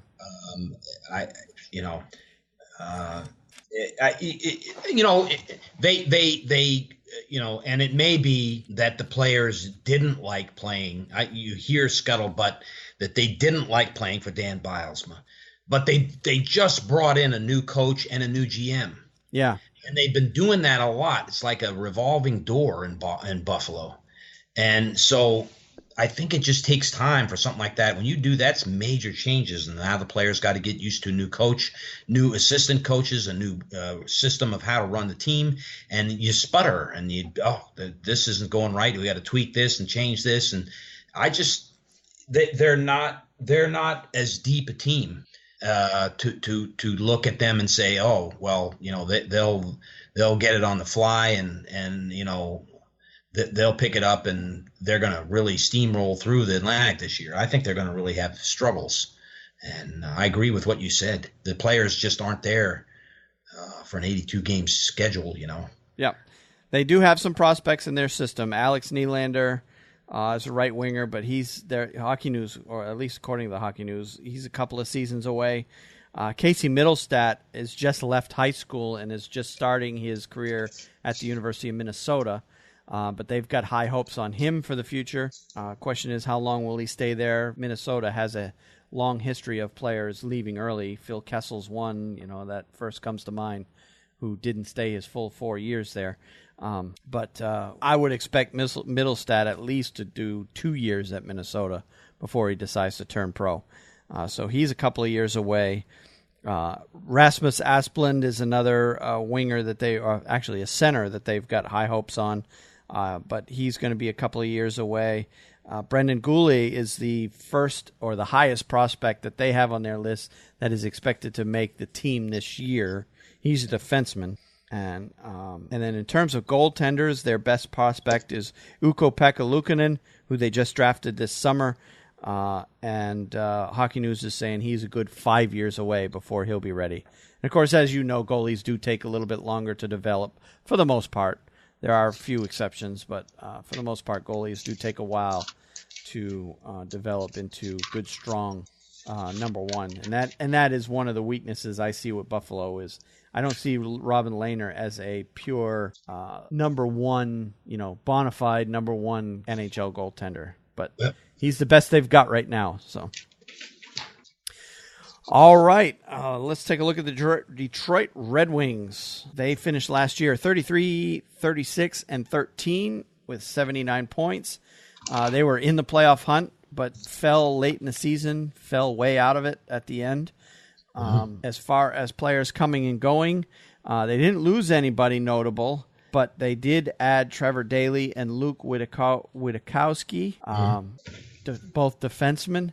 They're pretty much the Detroit Red Wings I see as a rebuilding team, but they have a major problem. They're a rebuilding team that is right tight up against the salary cap. So they're in a bit of a cap hell right now. They've got a number of players that bottom line is this team is just not good enough to make the playoffs, but they can't do anything about it because they have no cap space to do anything about it. So right. They've got a lot of nice pieces. I think they're in better shape than, say, a team like Buffalo in the long run. But I just don't think they have the right pieces in place to make a serious playoff run this season. Right. They do have Dylan Larkin, Henrik Zetterberg, Anthony Mantha, Thomas Tatar, Franz Nielsen, Gustav Nyquist. Two decent but not great top six lines. And, of course, you got the Athanasio situation that's hanging over their head. They have no cap space to sign him, and he wants way more than what they have available in their cap. They also have Riley Sheehan, Justin Abelkader, Darren Helm, Luke Glendening, Tyler Bertuzzi. So there's a lot of names there. Helm, Abelkader, Nielsen, Zetterberg, a lot of aging players. Yeah. And they need to get these guys cleared out because they're taking up a ton of space. Back on D, they got Denny DeKaiser, Mike Green, Trevor Daley, Nicholas Cronwall, Xavier Willett, Nick Jensen, Jonathan Erickson. So, again, a lot of age there, a lot of salary tied up there that they need to get rid of. And of course, it continues with their goaltending. Jimmy Howard and Peter Mrazek are both high-paid goaltenders, and they really do need to get rid of one of them to clear some cap space. So yeah, Detroit is in a rough spot right now. Now, the good thing with them, they got a brand new arena. Yeah, that we've both watched a game there. The Bruins played them a couple of nights ago, and I was very impressed with the arena. I would love to make a trip to go see it personally. Beautiful place, man. Gorgeous new arena. Did you see that where they have the actual letters from the old Olympia Stadium? Yes. This goes back before the Joe Louis Arena. Yep. And they said it was in somebody's closet, locked away somewhere for years. And they found these letters. They recreated the O because the guy lost the O. But the rest of the letters are the actual letters from the original Olympia Stadium. Yep. And they lit them up inside, and put them on the wall. In the concourse, yeah. Really something, the replay, the scattering of the video, and then it comes together and shows, the ice and some replay, and it's really, really well done. What I was really impressed with is they've created that outdoor space. I mean, that is created purely for playoff hockey right there. They have a big outdoor space that is free to go to, even on game nights. They have a big, huge, I think I saw it was like 12 by 22 foot screen permanently installed outside that essentially broadcasts whatever they're broadcasting on the scoreboard inside. The scoreboard, which is phenomenal, by the way. Yep. The largest scoreboard in the NHL. Yep. I believe they said that. I think they said the largest indoor scoreboard, in for an indoor arena. Anyway, they have the big screen there, so you can go, if you don't have a ticket to the game, you can go be part of the pregame tailgate, whatever you want to call it, festivities, and watch the game on that big screen right outside the arena. Yeah. So, if that's not made for playoff hockey, I don't know what is. That is going to be, for years, a great place to go. I really second. And, those guys, I forget the Detroit announcers. You'll have to forgive me. We have quite a few listeners in Detroit. We're blessed. But I forget the name of the gentleman that did the game, but it was your announcers. And these ladies brought in the Little Caesars pizza. Oh, yeah. They had quick response, the two $5 pizzas and the pan pizza and all that. That was pretty neat how they did that, Yep. But it was exciting to watch. So, about the best thing you got going on in Detroit this year is the arena is going to be the show, because the product on the ice is probably not going to be very good. Yeah, I picked them to finish 6th, Wayne. And I've learned never to count out Detroit. Just never count them out. They have ways of that original 6 power rising up in them, and they seem to. But I don't think they're going to make. There's no doubt they're retooling, and I don't think they're going to make the playoffs. But they might, Jimmy Howard can stand on his head for extended periods of time. I've seen him do it. Yep. And, if he's playing good and, somebody like Thomas Tatar or Dylan Larkin gets hot, they can win some games and make a go of it, 80, 85, 90 points maybe. Yep. So. No, I agree with you. I think they're not going to be a bottom feeding team for sure. But they are going to be tough to play against, but I just don't think there's enough talent there to take them over the hump into a playoff spot. Not with some of the teams that are in the East that are so good. We lost them again. Oh, you lost me again? Okay, let's continue. All right, so we lost internet again. We're going to go ahead and move on. We were just finishing up with Detroit Red Wings, and we're going to move on to the Florida Panthers. Last season, they ended up 35, 36, and 11 with a total of 81 points. That was a disappointing season for them because they expected to make the playoffs last year after doing very well the year before. But they didn't. They had a lot of injury issues and so on and so forth. Players leaving: Jaromir Jagr, Jonathan Marchessault, Riley Smith, Michael Scarbosa. And players coming in: Henrik Haupala, Connor Brickley, Michael Haley, Evgeny Dadonov, Radim Verbata, Alexander Grenier, and goaltender Harry Sateri. So, again, this is another team that is probably in a bit of a rebuilding mode, in transition, whatever you want to call it. I don't know what to call this team because this is a team that could come out. They have enough pieces in place where they could make a serious run at a playoff spot, but at the same time they could have a year like 2015-16 where they finish with 103 points. They could come out and do 81 like last year. I just don't know. This is probably one of the few teams in the league that I really don't know what this team is going to do. They did have a lot of injuries last year, which contributed to their problems. But I mean, some of the pieces they have: Jonathan Huberdeau, Alexander Barkov, Vincent Trocheck, Jared McCann, Nick Bukestad. Back on defense: Aaron Ekblad, Keith Yandel, Jason Demers, Mark Pizik, Michael Matheson. I mean, they've got some nice pieces there. Back in net: Roberto Luongo. Yes, he's aging, but he's still a pretty good goalie to have. James Reimer backing him up. This is one of those teams that they're either going to do well or they're not. I mean, I don't know. What's your take on this team? Well, here's the way, and you're right. This is one team where they may come full circle and bounce back to the team they were 2 years ago. But I just didn't understand why they got rid of Gerard Gallant. It worked out well for Gerard Gallant. He's the coach of the Las Vegas Golden Knights now.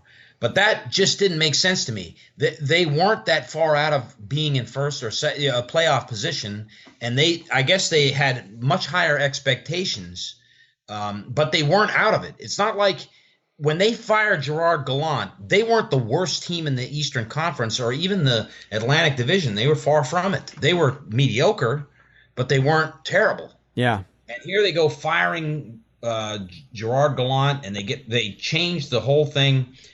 I think that front office move was a bonehead move, and it cost them. And they have great talent on this team. They really do. I just think that their attitude in the front office, I'm talking about ownership and, the top brass, has to be in tune with the players on the ice. And if it's not, they're going to sputter again. I think that's where the problem is with this team. But I could be wrong. And so if that's settled and the team moves well through a new coach, a brand new coach, yep. Then he's got to install his system, and the team's got to, are they going to hit the ground running right off the bat? Most of the time, the answer is no, but maybe they will. Yeah, if they can stay within a striking distance here into, say, late November, early December, if they're still within striking distance and they haven't fallen too far behind, they're going to be a dangerous team for sure. Yep, that's a very good point. But I think October and November is going to decide their season for them. Yep. I mean, I could see them finishing as high as third or on the list, but any more than that, I just don't see them overtaking the top two teams I got picked. So we'll talk about them in a few minutes. All right, next team I've got is Montreal. Speaking of next teams, they finished last year 47, 26, and 9 for 103 points, easily making the playoffs. As far as players coming and going, they had players leaving. They had Alex Radulov, Andrei Markov, Nathan Beaulieu, Alexei Yemelin, Mikhail Sergachev, Brian Flynn, Nikita Nesterov, Steve Ott. Yep. Players coming in, they've replaced them with Jonathan Drouin, Alice Hemsky, Peter Holland, Karl Alzner, David Schlemko, Mark Streit, Jakub Jerabek, and Joe Morrow. Biggest name, obviously, as far as the new faces are concerned, is Jonathan Drouin. They got him with a trade with Tampa Bay. And basically, if you look at the Montreal Canadiens website, it's all Jonathan Drouin all the time website. And I knew that was going to happen because Drouin is Quebec native and he's French speaking, and they love nothing more than that up there in Montreal. So, Montreal, they love their French speaking players and coaches. So, Drouin is going to be the new darling up there, but, as far as, the players coming in, Alzner is a nice piece to add.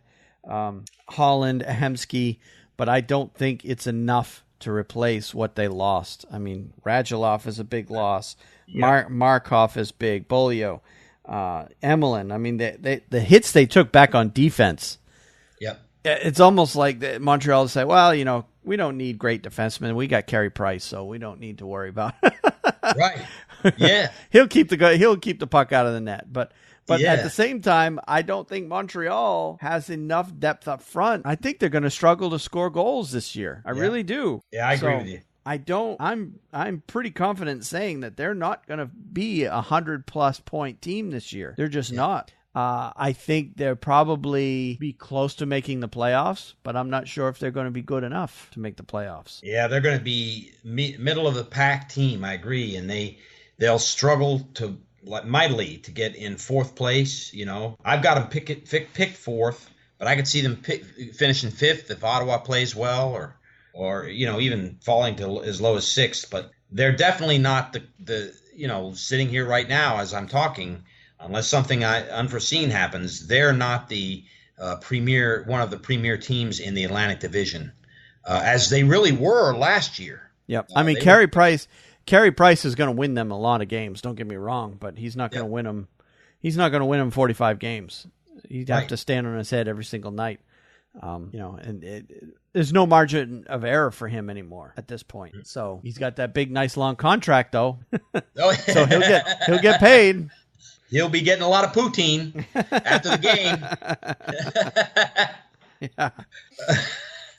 So I'm not sure that this team. I mean, definitely in the Metro, they've got no shot if this team is in the Metro. Being that they're in the Atlantic's a little weaker than the Metro. Montreal still has a pretty good shot at making the playoffs. Yeah. But it'll be on the back of Carey Price at this point.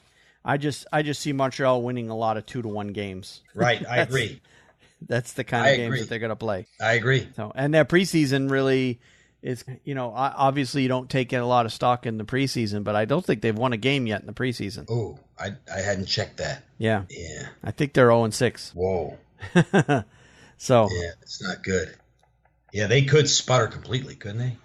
It doesn't bode well for their prospect pool either.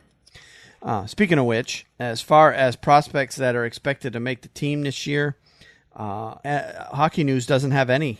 They've got a few guys that are going to make the team next year. Noah Yulson, defenseman, Nikita Sherbak, right winger, Charles Hudon, left winger, all expected to make the team next year, but they don't have a deep prospect pool to pull from. Right.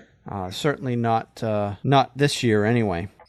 So, I don't know. If I were a Montreal fan, I would not be too excited about this team. We'll put it that way. Yeah, they've got to defend in front of Carey Price. Yeah, it's nice. I don't see it. I don't see that they're going to do that. I think they're going to say, well, Carey, stop the puck. Oh, stop the puck. And if they don't defend in front of him, they're not going to make the playoffs. So. Yeah, and Jonathan Drouin can't score all their goals for them. So. Yeah, Galchenyuk. They still have Pacioretty, Galchenyuk. They've got the core that was there. A lot of players we haven't mentioned, but are still there. Brendan Gallagher, yeah. I just don't. I don't think it's enough because Plekanec had a down year last year. Galchenyuk didn't do too well last year. Pacioretty. I mean, all those core guys had down years compared to previous seasons. And, those guys got to come back. Yep. To say the least. They do. And then you add Jonathan Drouin to that. So, and if they do, they'll be great. They'll be a good team if all those guys come back to the previous seasons that they had. So, I don't know. I'd be nervous if I were a Montreal fan. I'll leave it at that. All right, let's move on to Ottawa before we lose our connection again. Last year, they finished 44, 28, and 10 with 98 points. Made the playoffs, of course, last year. Went all the way to the Eastern Conference Final last year on the back of Mr. Carlson. As far as departures, they lost Mark Mathot and Tommy Wingles, yep. Left winger. As far as players that they added, they brought in Nate Thompson. They brought in Johnny Oduya. I think that's an upgrade, Oduya, over Mark Mathot. Although, I don't know. That might be a wash. Yeah, Mathot is a real good stay-at-home guy. Yeah, he's a tough guy, too. Yeah, Oduya is a little bit... I don't know. Ottawa's a good team. I think they're still going to be strong this year. A lot is going to depend. We talked about it when we were talking about the Erik Karlsson injury. A lot's going to depend on how they do in October, or at least until Eriksson comes back. Karlsson, not Eriksson. Karlsson. When Karlsson comes back, however they are in the standings when he comes back, will largely determine how Ottawa does this year. Yeah. If he's out till December, Ottawa's in trouble. Yeah. If he comes back 2 weeks into October, they'll be fine. They'll make the playoffs. No problem. Yeah. As far as young players coming in, they've got Thomas Chabot, a defenseman, Colin White, a center, that are both expected to make the team this year. And everybody else on their prospect list is expected to make the team in future years. So, but the key to this team, again, the Karlsson situation, they'll have Hoffman back again this year. He had a good year coming back from that long injury outage that he had the year before. All the key players are still there. Kyle Turris, Mark Stone, Brassard, Pajot. Yeah. What a playoffs he had. Jean-Gabriel Pajot. Yeah, Dean Phaneuf is still there. Cody Ceci is still there. I mean, this is a good, strong team. Yeah. They have good. They're not. I read this in the Hockey News and it stuck with me. They're not going to surprise anybody this year. That's true. Last year they surprised a lot of people. They were like, God, well, Ottawa. What? I mean, they surprised the hell out of me in the playoffs that they beat us. That's not going to happen this year. They're not going to be taken for granted by probably anyone. And so you've got to look at the other teams in the Atlantic. Will other teams step up ahead of them? And my answer to that is a definite yes. I mean, we're going to talk about Tampa Bay and Toronto. I think you're going to see Boston step up. And will Ottawa, stay where they are in the middle of the pack, or are they going to keep up with that? And I don't know. Well, that defensive style that they play, the question is, can the teams that are playing against them, particularly the ones inside the division that play them most, can they come up with a way to beat that trap that they use? Yep. And if they can figure out a way to beat that trap, Ottawa can be exposed as overall as a team. Right. Last year they rode a lot on the emotion of Craig Anderson and his family situation.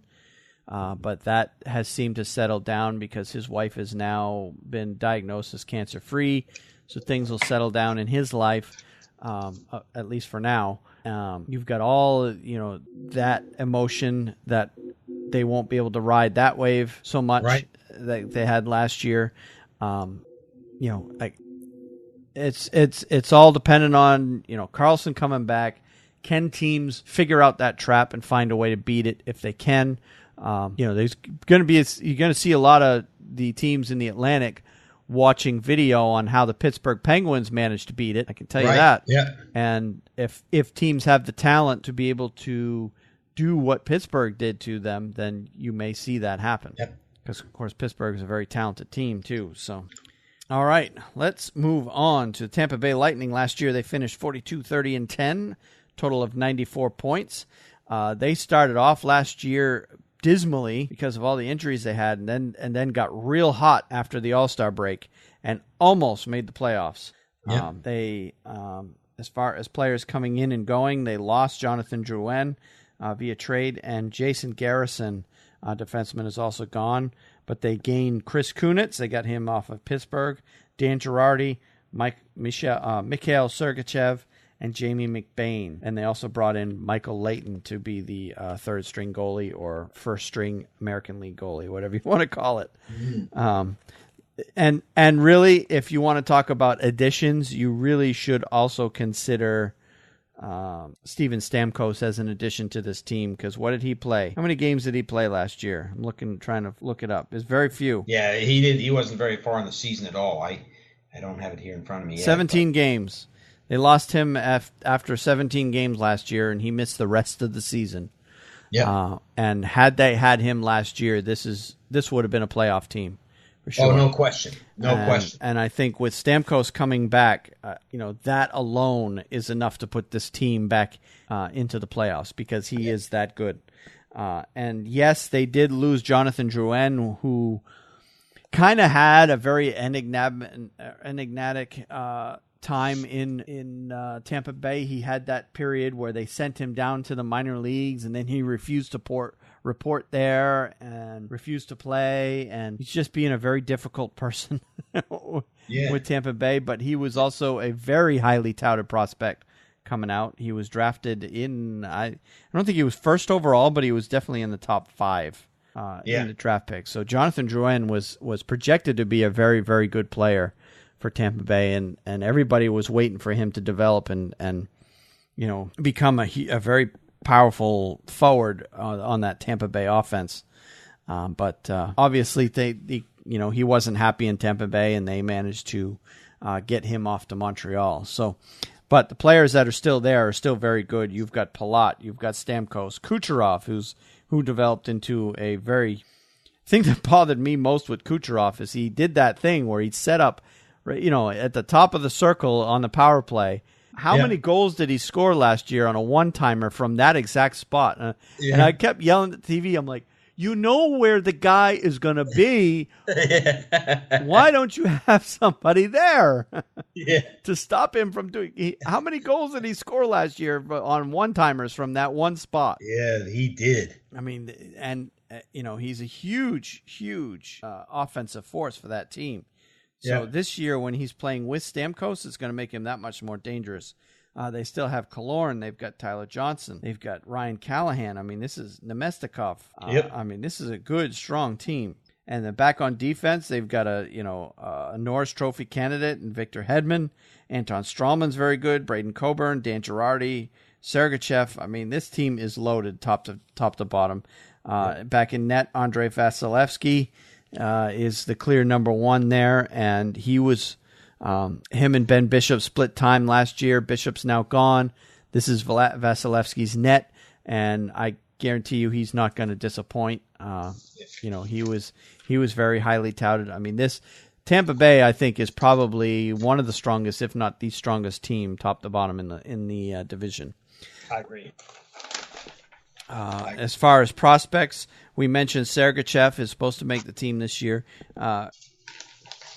Slater Kokoc is defense. He's expected to make the team this year. As for everybody else, they're years out. So that's your prospect update for Tampa Bay. But I don't think they need a lot of prospects this year. This team's already loaded. And as long as they can stay healthy, I think this team will easily make the playoffs. I think they will. If they're a healthy team, I think they'll make the playoffs. And Wayne, I would pick them to go to the Eastern Conference Finals. They're that good. They could, as a healthy team, they could easily make the Eastern Conference Finals. Beyond that, it's a crapshoot. You never know what's going to happen. But they're my odds-on favorite to be the Atlantic Division's representative there. Fair enough. Okay. All right, next team, Toronto Maple Leafs, finish 40, 27, and 15 for a total of 95 points. Barely made the playoffs. They got in with that number 8 spot, ended up playing Washington in the first round, and took them to 6 games, which surprised a lot of people. A lot of people thought they'd be 4 and out. But as far as players coming in and going, they lost Brian Boyle. They lost Matt Hunwick and Brendan Leipzig.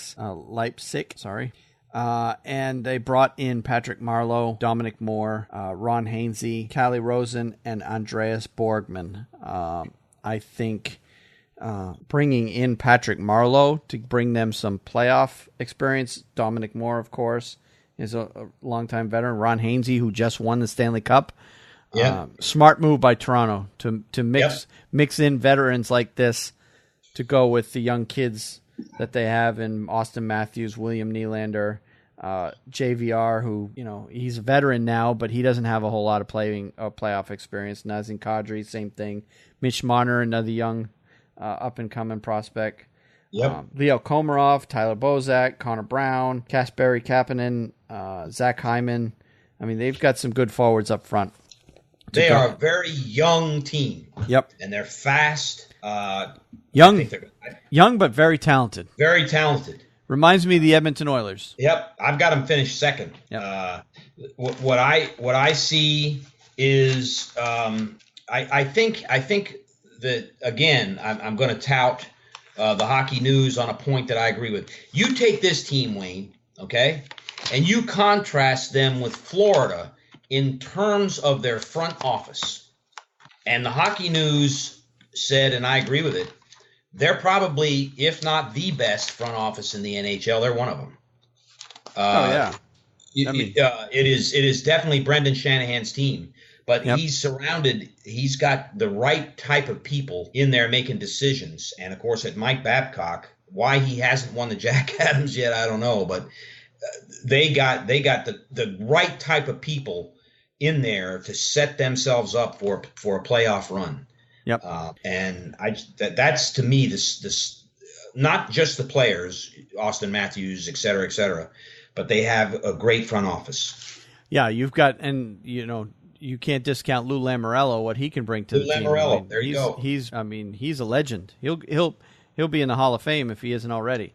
But that front office is top notch. They've got great young forwards.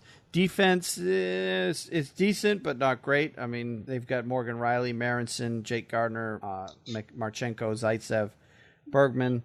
Goaltending, they've got Freddie Anderson, who had a great year. I personally don't know if he's going to be a bona fide number one long term, but he had a great year last year. Can he continue down the road he's been going? Who knows? Maybe he's your next Marty Brodeur. We don't know. But he's, at least for now, he's a very solid number one for them. And you've seen it in the past. Teams have to learn how to win before they can go deep in the playoffs. It always happens.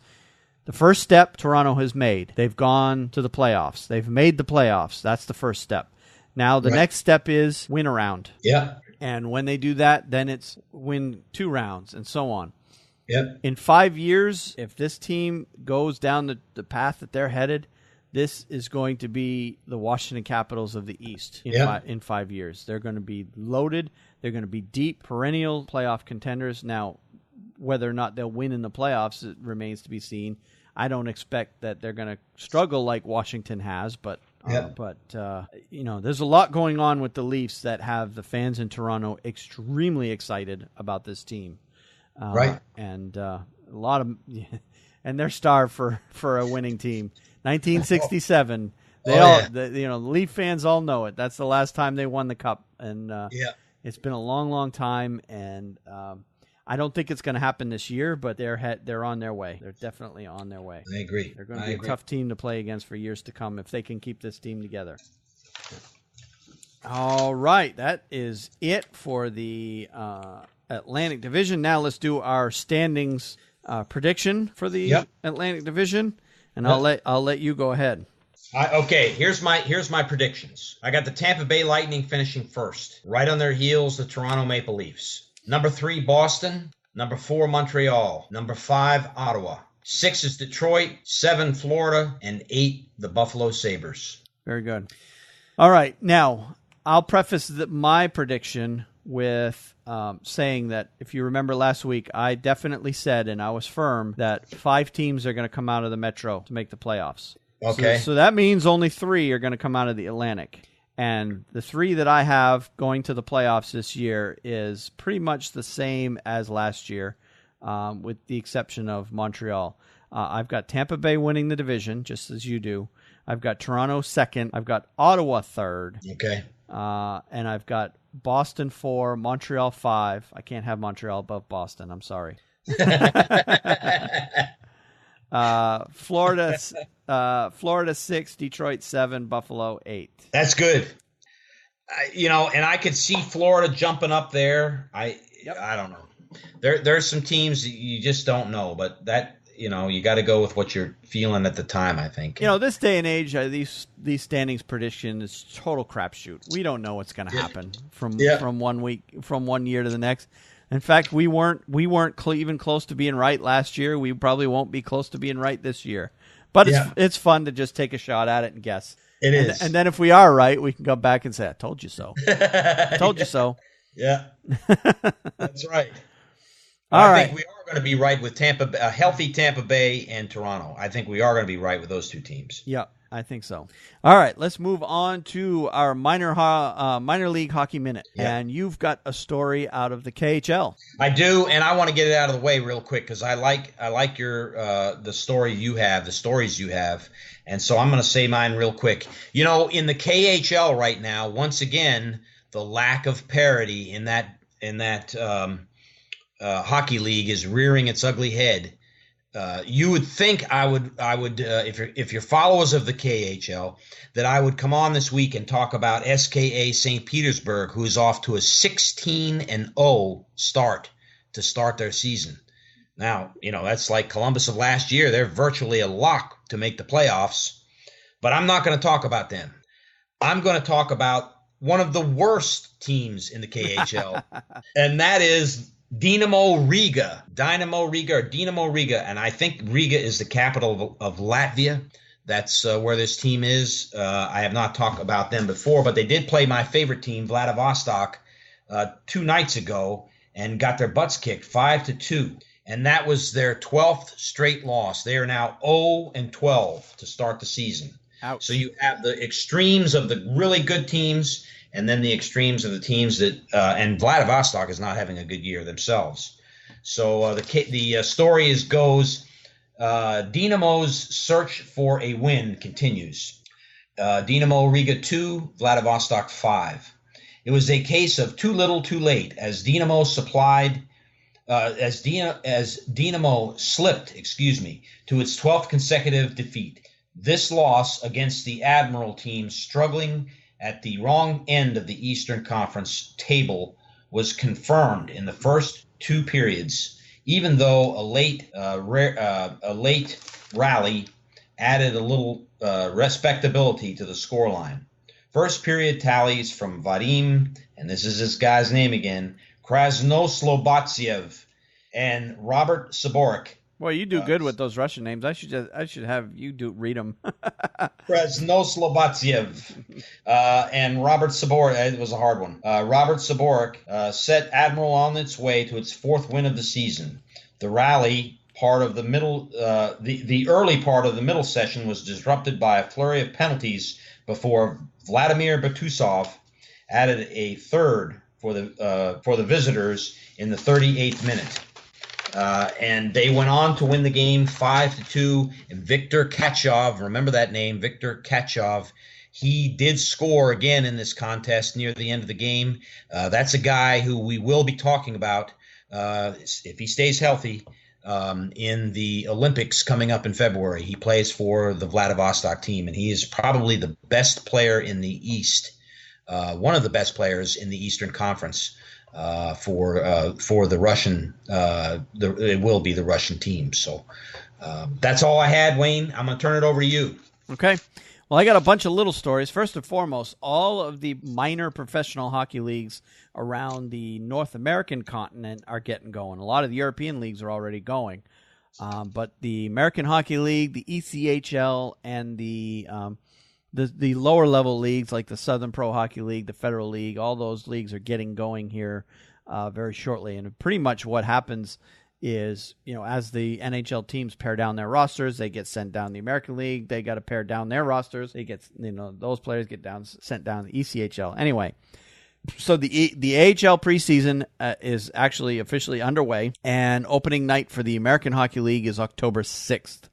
And the American Hockey League preseason is only 1 to 3 games. It's very, very short. Mm-hmm. The ECHL, again, has a very short preseason. They haven't started yet, but their preseason is just from the 5th through the 9th of October, and the regular season starts on the 13th. The Southern Pro Hockey League, which I'm mentioning because we have a team here locally, the Fayetteville Fire Ants. They're a local team not far from here. Their regular season starts on the 20th of October. And also the Federal League gets started right about that same time. I don't have that. That's a new startup pro league. I followed that league a little bit last year because one of the rinks I grew up playing, the Forum in Berlin, New Hampshire, played a lot of games as a kid in that building. They actually had a team in that Federal League, but they have since disbanded. They ended last season, and they decided that because the Federal League is expanding, it was, when it first started, just a group of 6 or so teams in the Northeast, so they were traveling by bus. Now the league is expanded. There's actually going to be a team out of Winston-Salem in the Federal League starting this season. So the Federal League is expanding its footprint, which means teams and players are going to have to fly from game to game. And if you know anything about the northern New Hampshire area surrounding Berlin, there just simply is not a lot of airports up in that part of the country. So they would have to drive by bus if they're flying on commercial jets anyway, or that size of a jet. There's a small airport near Whitefield, New Hampshire, that they could fly out, but it can only handle Lear jets and very, very small prop planes. They can't handle big jets. So they would have to go down either to Portland, Maine, or Manchester, which is 2+ hours by car, and then fly out from there. So that, combined with struggling financial, they just weren't getting a lot of interest from local businesses, which is understandable because Berlin, New Hampshire was a paper mill town, and the mill is no longer there, and the town itself is struggling financially. So that team has disbanded. But for those of you who are hockey players and think that you're good enough to play professionally, and I know there's plenty in the beer league that I play in of players that, every beer league's got those guys that still think that they're scouts in the stands, and they play every game like it's the Stanley Cup final, and they have no regard for their personal safety or their opponent's personal safety. If you played beer league hockey, you know that guy in your league, and everybody loves to hate him. They're good players, and everybody doesn't like playing against them because they can at times be dangerous for recreational. They just play, and they play rough, and they play intense, and they play like they're playing in front of scouts. Well, I've got news for those players. There is a team in Winston-Salem, North Carolina, in the Federal League that is going to be holding an open tryout on Wednesday, October 18th at the Winston-Salem Fairgrounds Annex, located at 414 Deacon Boulevard in Winston-Salem, North Carolina. The camp will feature an ice session on Wednesday at 7 p.m., 2 more ice sessions on Thursday at 11 a.m. and 7 p.m., and 1 Friday at 11 a.m. Immediately following the Friday morning skate, the coaching staff will select 28 players and 4 goaltenders who will advance to the next step. The advancing skaters will continue on to the team's training camp on Friday, October 20th at 7 p.m. and Saturday, October 21st at 12 and 7 p.m. Saturday night will feature an inter-squad game. Players who are interested must sign up, and the cost of the camp is $95. All players must report to the arena by 4 p.m. on October 18th. We have arranged a rate at our host hotel, the Winston-Salem Hotel and Spa, for just $70 a night. Several meals will also be provided during the camp. The camp is limited, and players are encouraged to sign up early by contacting the Director of Hockey Operations, Andre Najek. It's NJEC is his last name. I'm not sure how you say it. Jek? Yeah. Something like that. Yeah. At info@carolinathunderbirds.com. Again, the email address, info@carolinathunderbirds.com. Any player attending the camp must also provide proof of insurance. So, to all you beer leaguers out there who still think you got a shot at playing professional hockey, there is a team that would like to hear from you. Yes, that's right. And boy, let me tell you that. Yeah. I'm almost tempted to go watch this thing. It's even closer to you, but it's about an hour and a half drive from my house. Yeah. I don't know what's going on with me that week, but we'll have to see. But the Carolina Thunderbirds, I want to say they were part of the ECHL, but they were definitely, I believe they were part of the ECHL, and they're resurrecting that old team now in the Federal League, and I'm kind of excited to see how they do. I've never seen a hockey game in the Lawrence Joel Coliseum, which is where they will be playing. Yep. They used to play at the old Winston-Salem Memorial Coliseum, which they've torn down now. But that building that they're playing in now is relatively new, 10, maybe 12 years old. I don't know. Yep. But it should be it should be really interesting. And my goodness, you get ticket to that game, $10, you're in the door. Yep. So. And as a player, you won't get paid much. But hey, if you want to continue to get, if you want to be able to call yourself a professional ice hockey player and say that you are a pro hockey player, here's your shot. Yep. Come on down to Winston-Salem. And I would even say, if you're a listener of this show and you decide you want to come down, I don't know about you, Steve, but I would even be willing to put you up at my house. just for the interest to see. Yeah, I'd have to ask my wife first, Wayne. I doubt any of our listeners are actually going to come down and try out, but it'll be it's kind of interesting to see this day and age where you can have an open tryout and you can go ahead and try to make the team if you think you got the chops for it. Yeah, that's good. All right. Oh, and the last thing. All right. That was pretty much it on our minor league hockey minute. Let's go ahead and move on to our picks of the week. Okay. Real quick, let me get mine done first because yours is once again a good one. Reading the NHL.com articles, there were several good stories this week. And it was hard for me to pick. But my pick, once again, this was really cool, Wayne. The Vegas Golden Knights season ticket holders have their names embedded on the home ice at T-Mobile Arena. That is such a great idea. I don't know who thought of that, but that's a great way to honor the fans. And for the entire inaugural season, their names are embedded in the ice. It's already been put on the ice. I think it was Tuesday night of this week. They unveiled that, and it will, if I understood the article correctly, it will be there for the entire season. And the article goes, Vegas shows appreciation for fan base in a very unique way. Now, that's a cool honor. Fans who bought season tickets for the inaugural season of the Vegas Golden Knights had their names embedded in the ice at T-Mobile Arena. They will be visible for all to see starting Tuesday night, this past Tuesday, which I believe, the 26th? Mm-hmm. When Vegas plays its first home preseason game against the LA Kings. The names were printed on a long paper mat laid in the neutral zone in the end of the Golden Knights defend twice area and then frozen into the playing surface. They are laid out in four rows from board to board.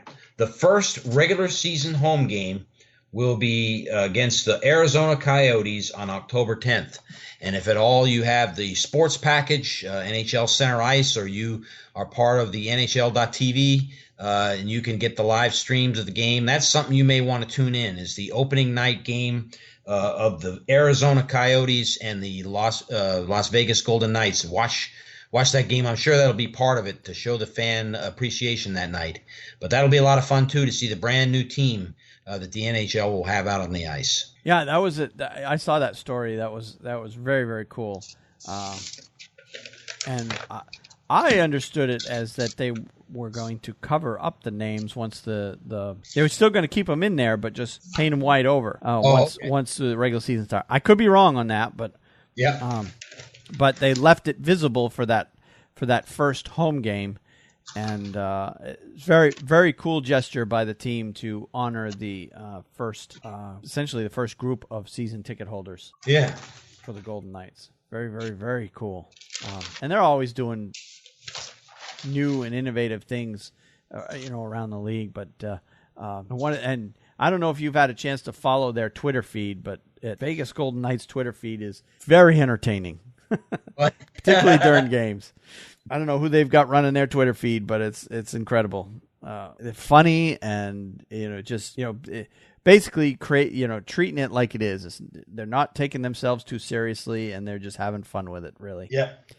All right. Well, my pick of the week is, it's going to be the first, and starting next week, we're going to have our NCAA Hockey Minute is going to come back. So I'm announcing, of course, that college is now going to be, their season gets underway tomorrow night. I think there's only one game tomorrow night, and it's one of the Alaska teams that's going to be playing against I think a Division III school. I don't have it right in front of me, but and then almost every team in the country is playing Saturday or Sunday. And most of the games are exhibition games this first time of the season. I know the University of Maine's first game is at 4 p.m. on the 1st of October, and they're playing Acadia, which is a college out of New Brunswick. And, of course, anytime you play teams that are not in NCAA Division I, those games don't officially count towards your standings. So it's kind of a warm-up game. And almost every team that's playing this weekend is playing a warm-up game style like that against either a Division III opponent or a college from Canada, that kind of stuff. But yeah, college season is underway, or it's getting underway this weekend. So that was really my pick of the week. The preseason rankings are out for Division I men's college hockey. And as I pull them up here, all right, we've got our preseason rankings. And at number 10, they have Penn State. At number 9, they've got St. Cloud State. Number 8, Notre Dame. Number 7, North Dakota. Number 6, Minnesota Duluth, and they got one first-place vote.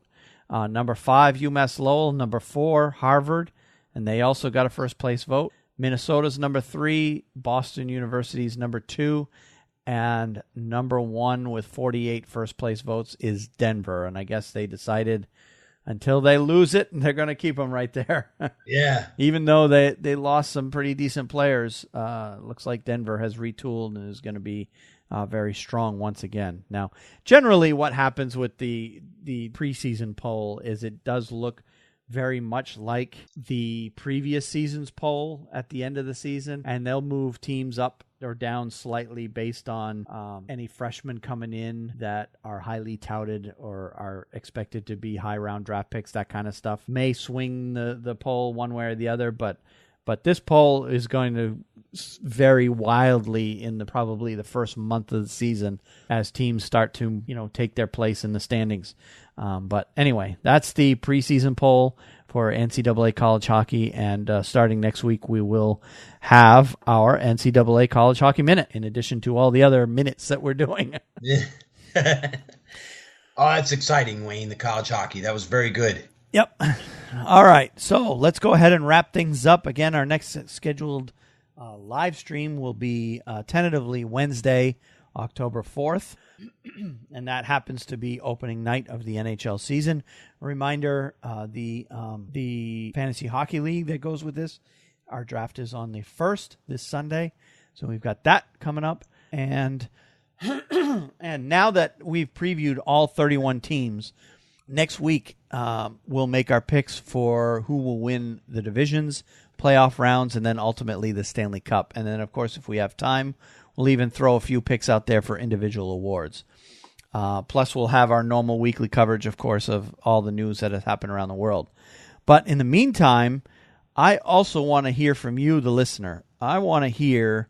I'm going to ask a question. We should do this more than we have in the past, is try to get some feedback from the listeners, because it's pretty quiet with this podcast.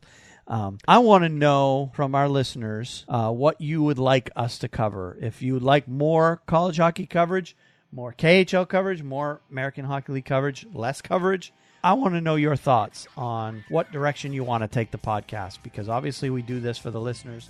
I'd like to get some feedback as to if there's something you'd like us to cover more or less. I want to hear from you. So email us at why it's escaping me, feedback at thehockeynuts.com. And if you have an opinion one way or another on it, if you'd like us to change something, we're all ears. We welcome definitely feedback. So get in touch with us and let us know how you'd like us to see the show changed to make it better. Okay? Very good. Yes, sir. All right, let's go ahead and lock things up. Again, You can find us on iTunes, Stitcher, SoundCloud, iHeartRadio, TuneIn, Google Play Music, Player.fm, basically any of those podcast apps. You can find us on Android and Apple apps that do podcasts. You can listen to the show right on our website at thehockeynuts.com. You can also listen to our show on the hockeywriters.com website, which is a great resource for all kinds of hockey news and reviews and opinions. You can also get in touch with us at feedback@thehockeynuts.com. Tweet us at WayneHalley9 or at SBall504man. You can reach us through our YouTube channel at facebook.com/YouTube. I'm sorry, thehockeynuts.com/YouTube. And then our Facebook page at facebook.com/thehockeynuts. Getting those two confused. All right, so unless you have anything else, we'll go ahead and wrap it up. No, I think that's it, Wayne. Great to work with you again. All right, well, until next week, we will see you out there. Have a good week. All right, you too.